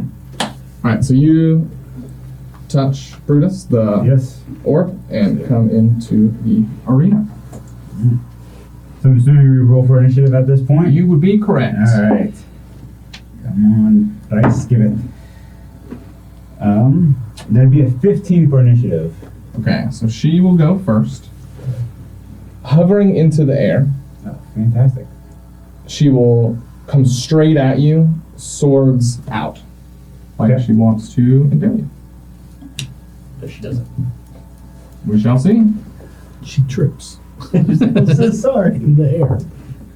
That would not be good. Flying. A 28 to hit. 28? Yes. Yeah, that most definitely hits, sir. Alright, it will do 13 slashing, 4 fire, and 4 necrotic. And then roll a con save. That would be a 25. Nice. Okay. So you feel this like necrotic and fire energy come into your body, but you start to resist it. Awesome. I do not think you take half damage or anything, but that is really, really good that you saved. Okay, and then she is going to attack with her hands. A 28 and a 21. 28 and 21. Yes. They both hit. Okay. It'll be 12 slashing, 3 fire, and 6 necrotic. So 12, 3, and 6, you said? Yep. Now you are up. And even starting in her turn, or starting like near her, you feel the heat coming off of her body. And you will immediately take 10 fire damage. Okay. Alright, so she's coming at you hot, but it's your turn. That kind of just messes up everything I had planned. So I was gonna. So initiative is important. It is very important because I was gonna do some fire, but now I know that she's also doing fire, so that's probably not wise at this point. Sounds like it was helpful to me.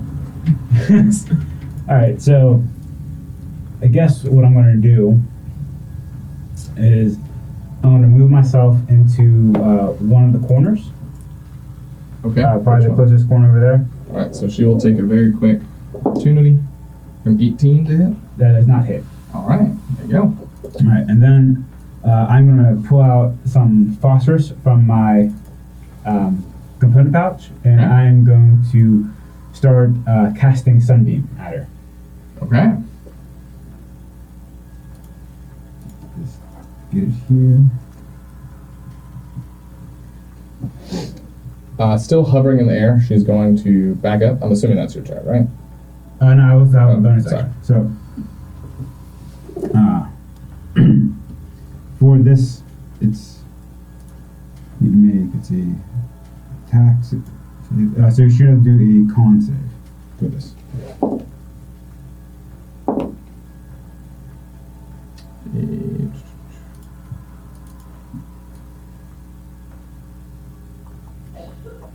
$21. 21.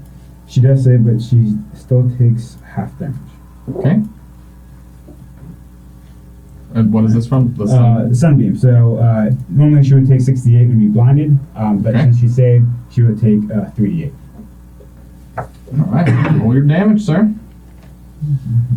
Is it 68 halved or is it 3d8 halved? So I guess it'd be 68. So I would just. So you still roll a 6. You still roll 6. Okay. I was just gonna do. No, you Yeah, roll. you- You roll 6 and then. Alright. Sounds good.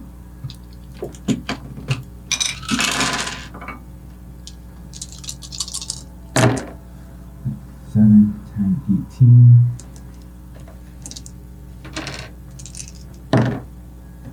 21, 23. So half of 23 would be. 11. And then as my bonus action, I am going to cast Shillelagh on my staff. Okay. And that will end my turn. At the end of combat, I'd like to run over here and start cheering on my Like pounding on the. like pounding on the thing. Hey man, you got it! You know, like the hockey games. You know, people are all on the boards. She's going to back up slightly, still hovering in the air, Mm-hmm. and then tilt forward and go and try to impale you with her arms out again Fantastic. Can't wait. for a 22 to hit.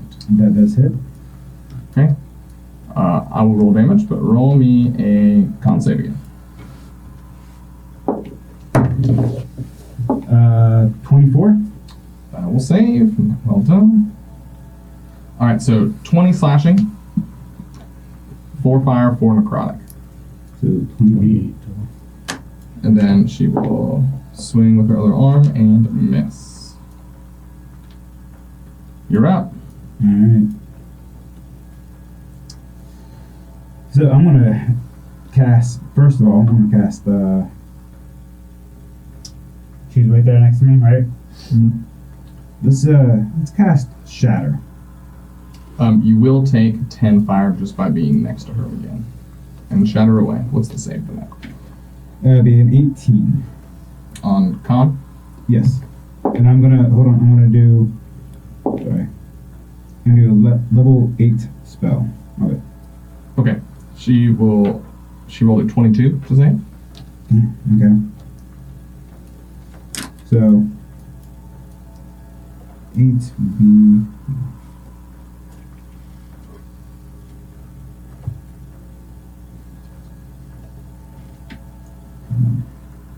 sorry, I've never used Shadow before, so second, so 8, so 68 plus, so it'd be 98 half.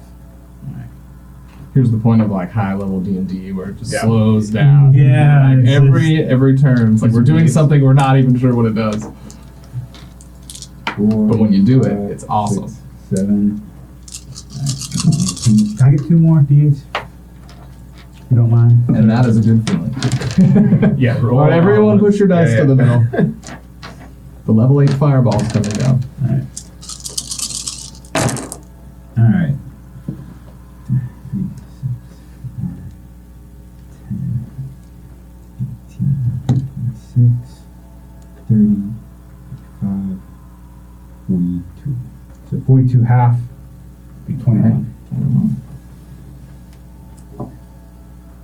Got it. Alright.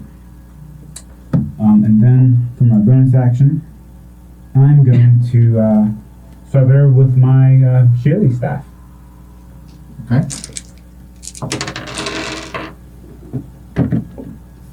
Does a 30 hit? Yes. Okay.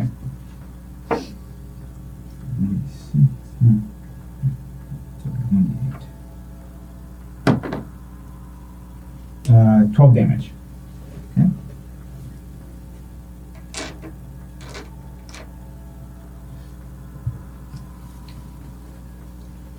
Okay.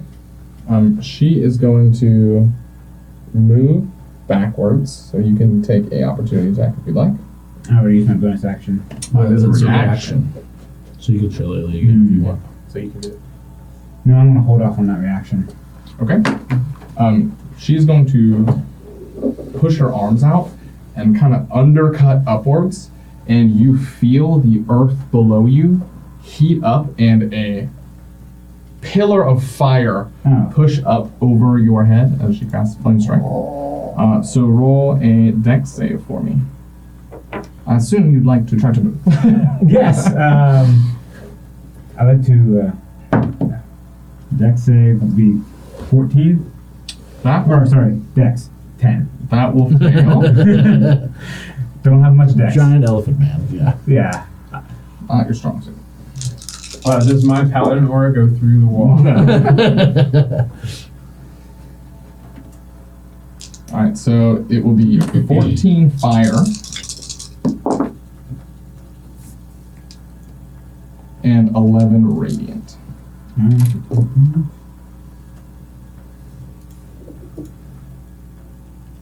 And you're back up? Alright, well, so because she took me down a good bit, I'm gonna cast heal wounds on myself, or cure wounds on myself. Okay. See how you roll. Alright. I'm gonna do it at a level 7. Alright. So that would be. I'm investigate to roll. That's what I'm looking at right now. So give me a second. So those are all d8s too, so you Yeah. It's all keep your D8s. d8s.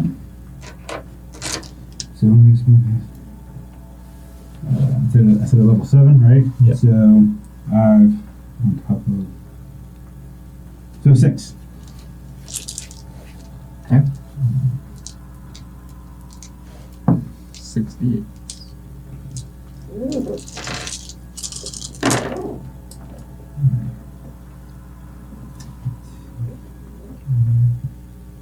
Eight, 9, 10, 20 hit points back.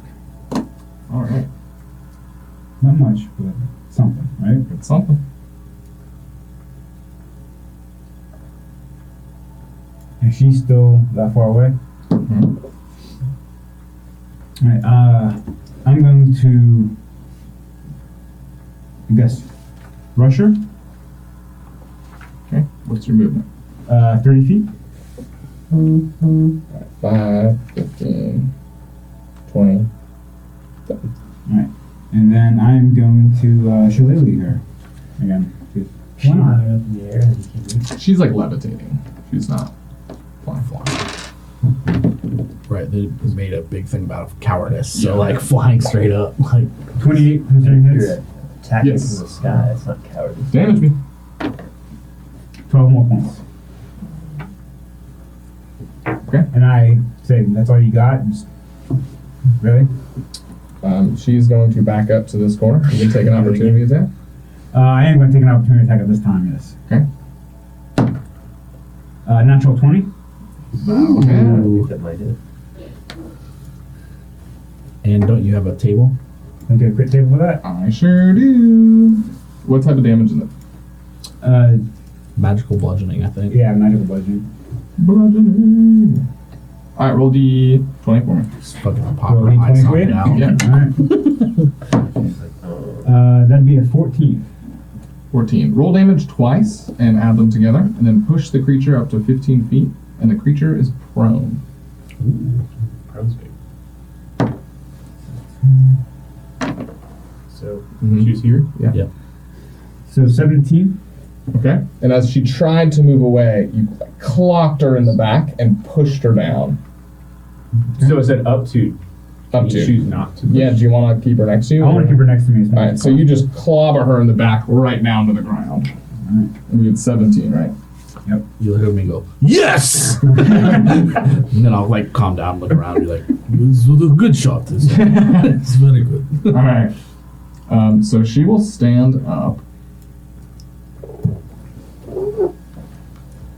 It's half movement. That is half her movement, and her first attack will be a disadvantage. And you see everything around you go pitch black as it did. Can I dispel magic at this point? I think it's an action. No, that's an action. That's an action? You could counterspell. as a Counterspell. reaction. Okay, I don't have counter. You can spell it. Well, actually, you used your reaction for opportunity, Right, so yeah, you yeah. can't do anything. Okay, I just Yeah, good. Alright, and you don't know where she is right now. But you are. okay. So is it my turn? It is your turn.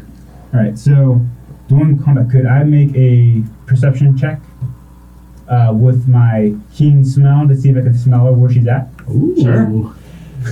That keen smell coming in handy. I like to think that like we can't see what's going on either, and we just see a trunk come out of the darkness. So, Like a periscope. Yeah. oh, I got advantage on it. Sorry. Much better roll. Okay, so perception would be a 22. Okay, so you smell like sulfur and burning, and being around this before, you know that it's likely coming from this direction. All right. On that note, then I'm going to cast Ice Storm. Okay. Just wide breath. Pretty much, right? Out of your nose. So it's going to be a range area of It's like a 20 fire feet. hose. Okay. I'm going to make sure that I cast it so I'm not in part of this ice storm, Mhm. but she has to make a dex save of 18. She'll pass. Barrier, just like darkness. 23. Like 23. ice, we can't tell what's going on. So, oh my gosh. That's interesting. So I'm going to roll damage for half. Okay. So 2d8. It's 8. Okay. So half of that is 4. Then I have to roll for cold damage, which is 46.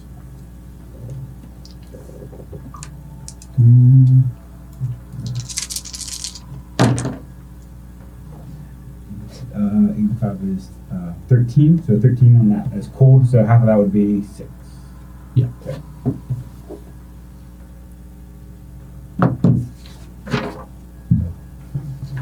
You hear like the sound that you heard earlier when the arm of Agnes hit the Ravager Archon fighting Amare. Like it's like you hear it hitting the fiery body in that direction. Want to do anything else? See, that was my. All you've action. used so far is your action. Right. Okay.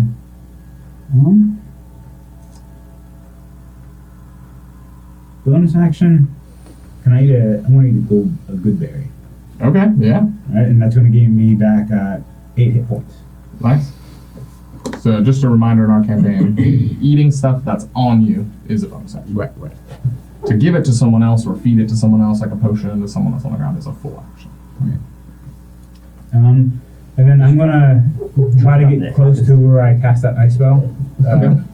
Free action. How far do you want to move? I want to move 10 feet, just straight ahead. Okay. You're still in the darkness, although you smell her in that direction. Yeah. All right. So backing up, and you can't see her because you're Did blind. you not take an action? That was Ice Storm. Ice storm. Oh, that's still the same track. Okay. Yeah. You just had the bonus action and movement. So you smell her like moving away, although you can't like see any of it.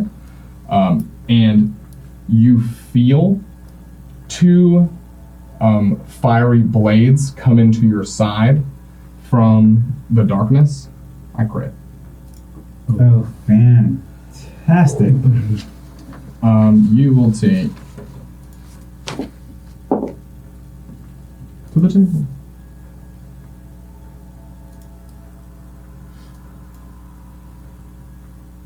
Uh, 38 necrotic. Okay. And 46 fire. Ooh. 46 or 4d6. Yeah, 46. 46. Got it. Go ahead and roll for it, Chris. Okay, well, that would actually knock me out. Okay, so you see, That's dark. I mean, you get to see in the darkness just him like come down. That's on his 84 back. points. Yeah, 84. And you don't. The darkness just remains in the center of the arena. Out of So just did we see reaction. her on the edge? She was not on that. She was. You saw, like, you didn't even So, see this happen. darkness. Like, this all happened in the darkness. So just for not this battle, right? Next battles. If I was to faint, am I able to do like a reaction as I'm like falling down, like call Wrath of the Storm Ooh, to actually, No. no. Okay. So can I ask a question about how this arena Yes. works? When someone drops, do they immediately get sucked out? Yeah. Yes, So as that's just you- what just happened. It's As not you- death saves. Yeah. Yeah. As you appear on the outside with us, the book in my hand starts to glow, and you immediately pop back up to 1 hit point. And you Well, so he's go full on. health already. Yeah. You can't die in here if you remember. Yeah, but You you said he can't. went down to he went unconscious, right? Mm-hmm. But he's conscious as soon as he gets out of here. He's just pushed out of the orb. So how does But the his book health work? is the Yeah, book so- says when you drop down to 0, you go to 1 instead. Well, he's not at 0. He's at full health. No, but in the arena it happened, right? Is it your magic in there, or what book? Yeah, sorry. I have a special pact of the tome feature where I can write down names in my book, and I wrote down everyone's name and basically if their name's in there So at some point, any time. yeah. So you look at your book, Yeah. and that name is still there, like it didn't happen. Okay, cool. So It's this almost is- as if he didn't actually go down to 1 hit point. It was like Gotcha. a simulation. Right. Of This is like a when we fight. were battling things that weren't really there before. Right. Kind of. Yes. Yeah. So Alright, you never get mind. put out of the arena and feeling a little defeated, but Sorry, fellows. No worries. I'm sure our field boyfriend has it. He's not equipped to battle fire. Suppose I'll give it a chance. Do the spells that you cast on yourself only work after you enter, or can I cast one now to prepare as soon No, as I got a prepared? couple on myself. people before I have been walked in. doing that. Even the warden, So you can cast Ravager, before you went touch. invisible before he went in. Oh, I do remember that. Yeah, I did card backs before I went in. Okay, cool. So before I touch the thing, I will cast Holy Aura on myself. So you cast Holy Aura. Holy Aura on yourself. All right. And creatures of your choice within 30 feet, which is just going to be me since it's 101, shed a dim light, 5-foot radius, have advantage on all saving throws. Other creatures have disadvantage on attack rolls against them. And if they're fiend or undead and try to hit me, then other stuff might happen. All right. What does your holy aura look like though? Because everything about you is like dark and smoky. It's just dark, but there's more smoke. More darkness. smoky. Yeah. So I'm imagining this holy aura kind of. I don't know if you guys have seen it, but there's certain flames that can glow almost white with certain chemicals. So it's almost like a white flame around just like the darkness of me. Also, you're just a terrifying image. Smoky death. All right. So you going in? And then I touch it. All right. So you appear on the other side, on the outskirts of this darkness, Okay. And then and you initiative, I smell guess. the sulfur in the air as soon as you enter. I inhale deeply because I like it. All right. Is that a free action? Steven. Smells like a Tuesday. You have come to my favorite place, the battlefield.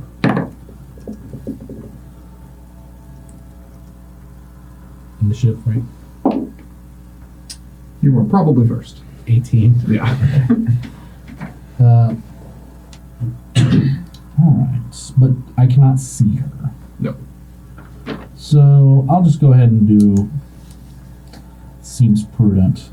Does the holy aura not cause him to glow? How long It's does that me. protrude? Oh, it's you. What? Yeah, it's on you. But how long or how far is it? 10? 30 feet. In a 30-foot radius around you. Yes. Okay, so I thought it was like 10. When you walk in and this aura is just blinding off you, it pushes all the darkness in the arena away, and you see her standing in it, staring at you, floating with her arms Okay. pointed towards you. Where is she? Oh yeah, she is right here.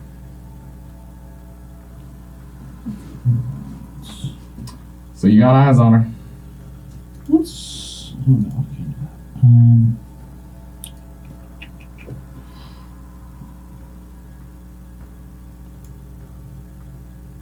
Let's go ahead and cast my level 2 blindness deafness. So she's gonna make a con save. Ooh, pretty bad. She got a 15. So she, Like 24, 23. Yeah, like she is going to be blinded. And I'm not sure what the effects of that are. Do you have that on your little board? Yeah, it is. A blinded creature can't see and automatically fails any ability check that requires sight. Attack rolls against a creature have advantage, and the creature's attack rolls have disadvantage.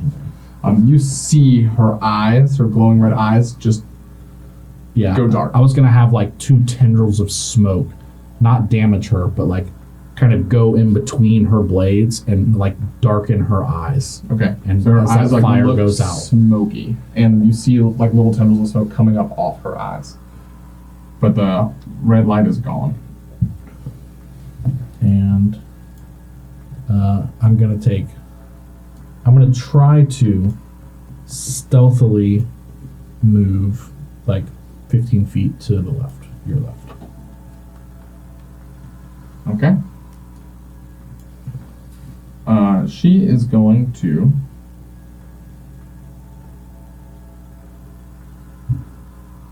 blink away. She just goes invisible.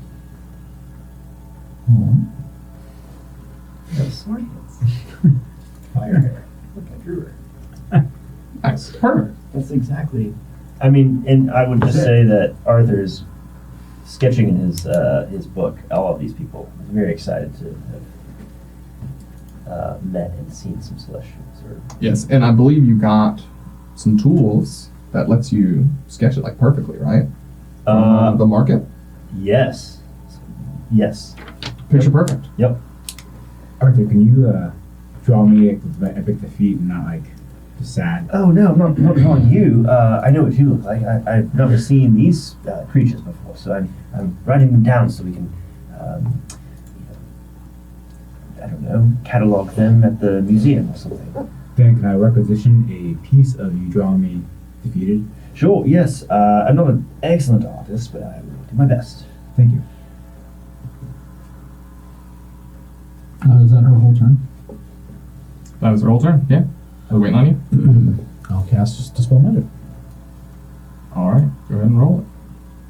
Oh, so it's above 3. Well, actually, it might not be. It was a normal invisibility. So I think that's just 3.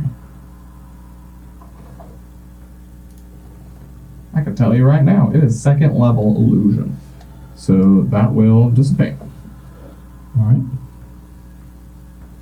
And I will say, your people say no tricks, yes? No cowardice? And then that'll be my turn. Okay. There's no response. They're all just watching. And then I'll move, try to stealthily move after I speak that way. Okay. All right. She is going to fly towards you.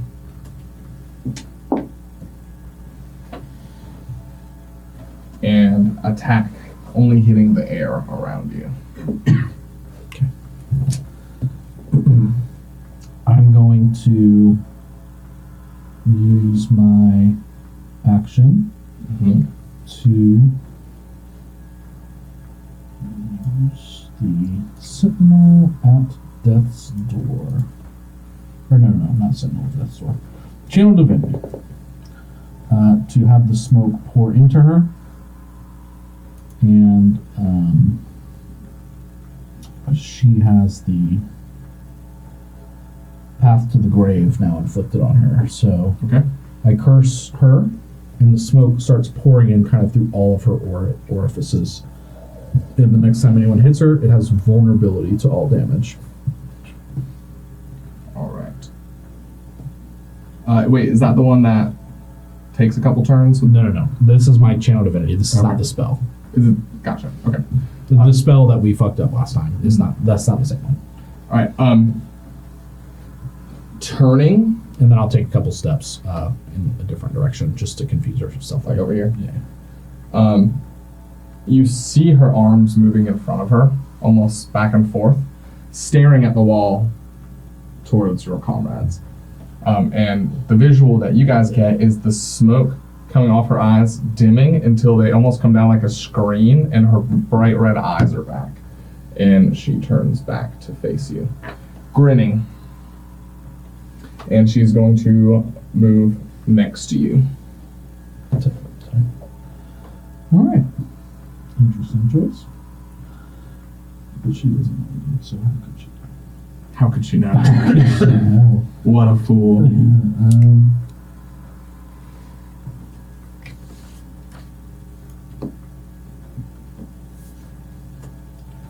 Not to that one.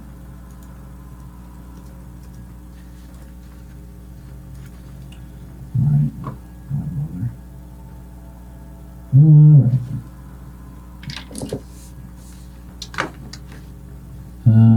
I'm going to take one step back.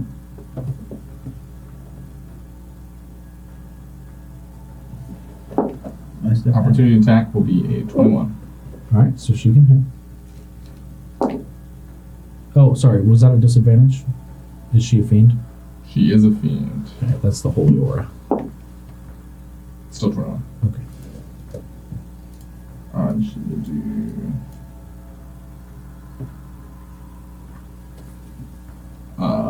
15 slashing. Okay. 6 fire, and 7 necrotic. 16, 7, and 5? Yep. So that's 28.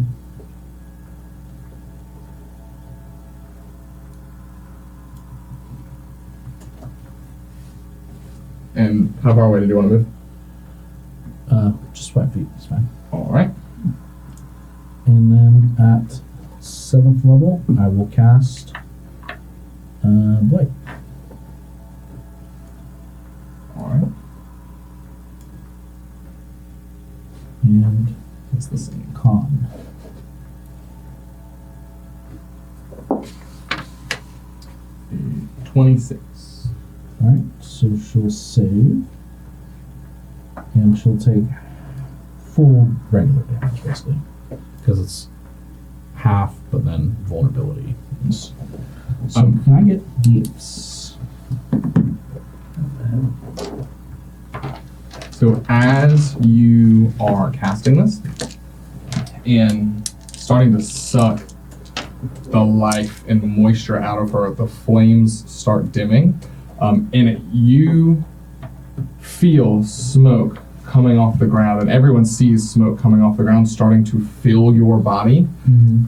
And for everyone witnessing this, it looks like his god is inhabiting him again. Mm-hmm. Do y'all have 2 more d8s? I don't have any. Do not. You just roll those and then roll 2 more. I could, but it wouldn't be tighter if I just Had all in your hand. I know. too much.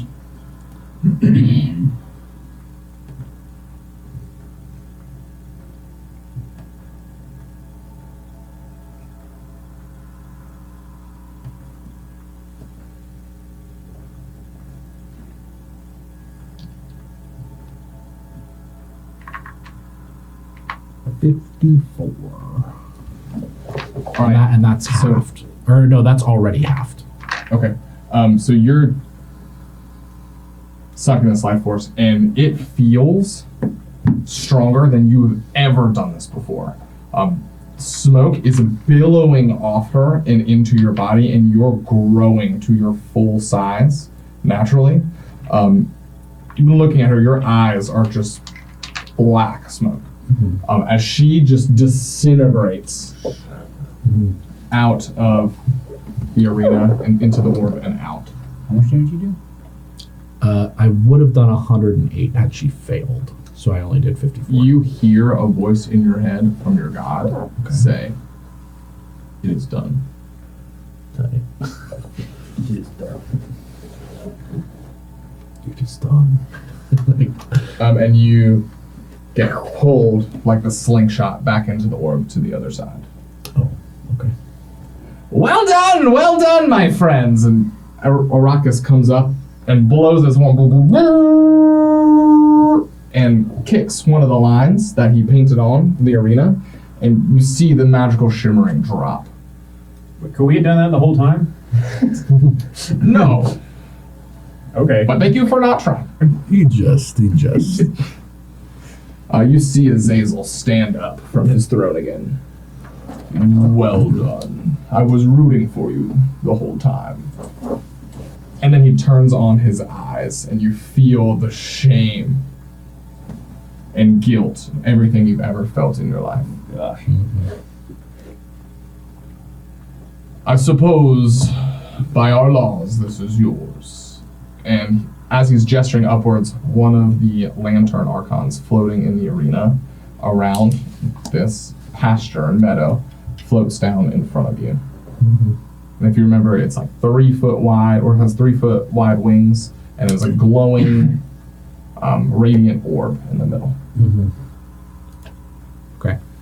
Is it a creature? It is a creature. Let me double check that. It's 4 or 5 from my word of recall, because we might have to walk. I hope so. I was about to say, we might have to walk. Oh, we didn't any scrolls, did we? You and up to 5 willing creatures, so it's 6 actually. 6. All right, good. Alright. I'll say, everyone grab the wings. Thank you, honored guest, for... All the archons on the edge of the line bow forward. I'll immediately bow back. I'll bow to you. How about that? Yep. Good luck.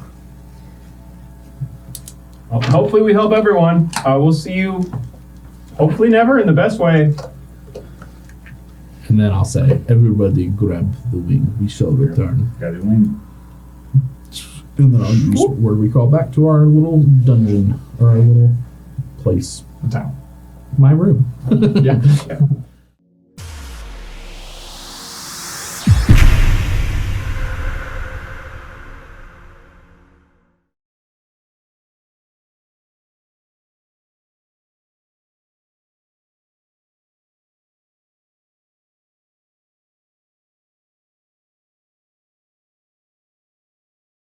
Thanks everyone for coming and watching this week's episode of Reckless Arcana, the Fate Awakens miniseries prequel. Don't forget to like and subscribe, and we'll see you next week.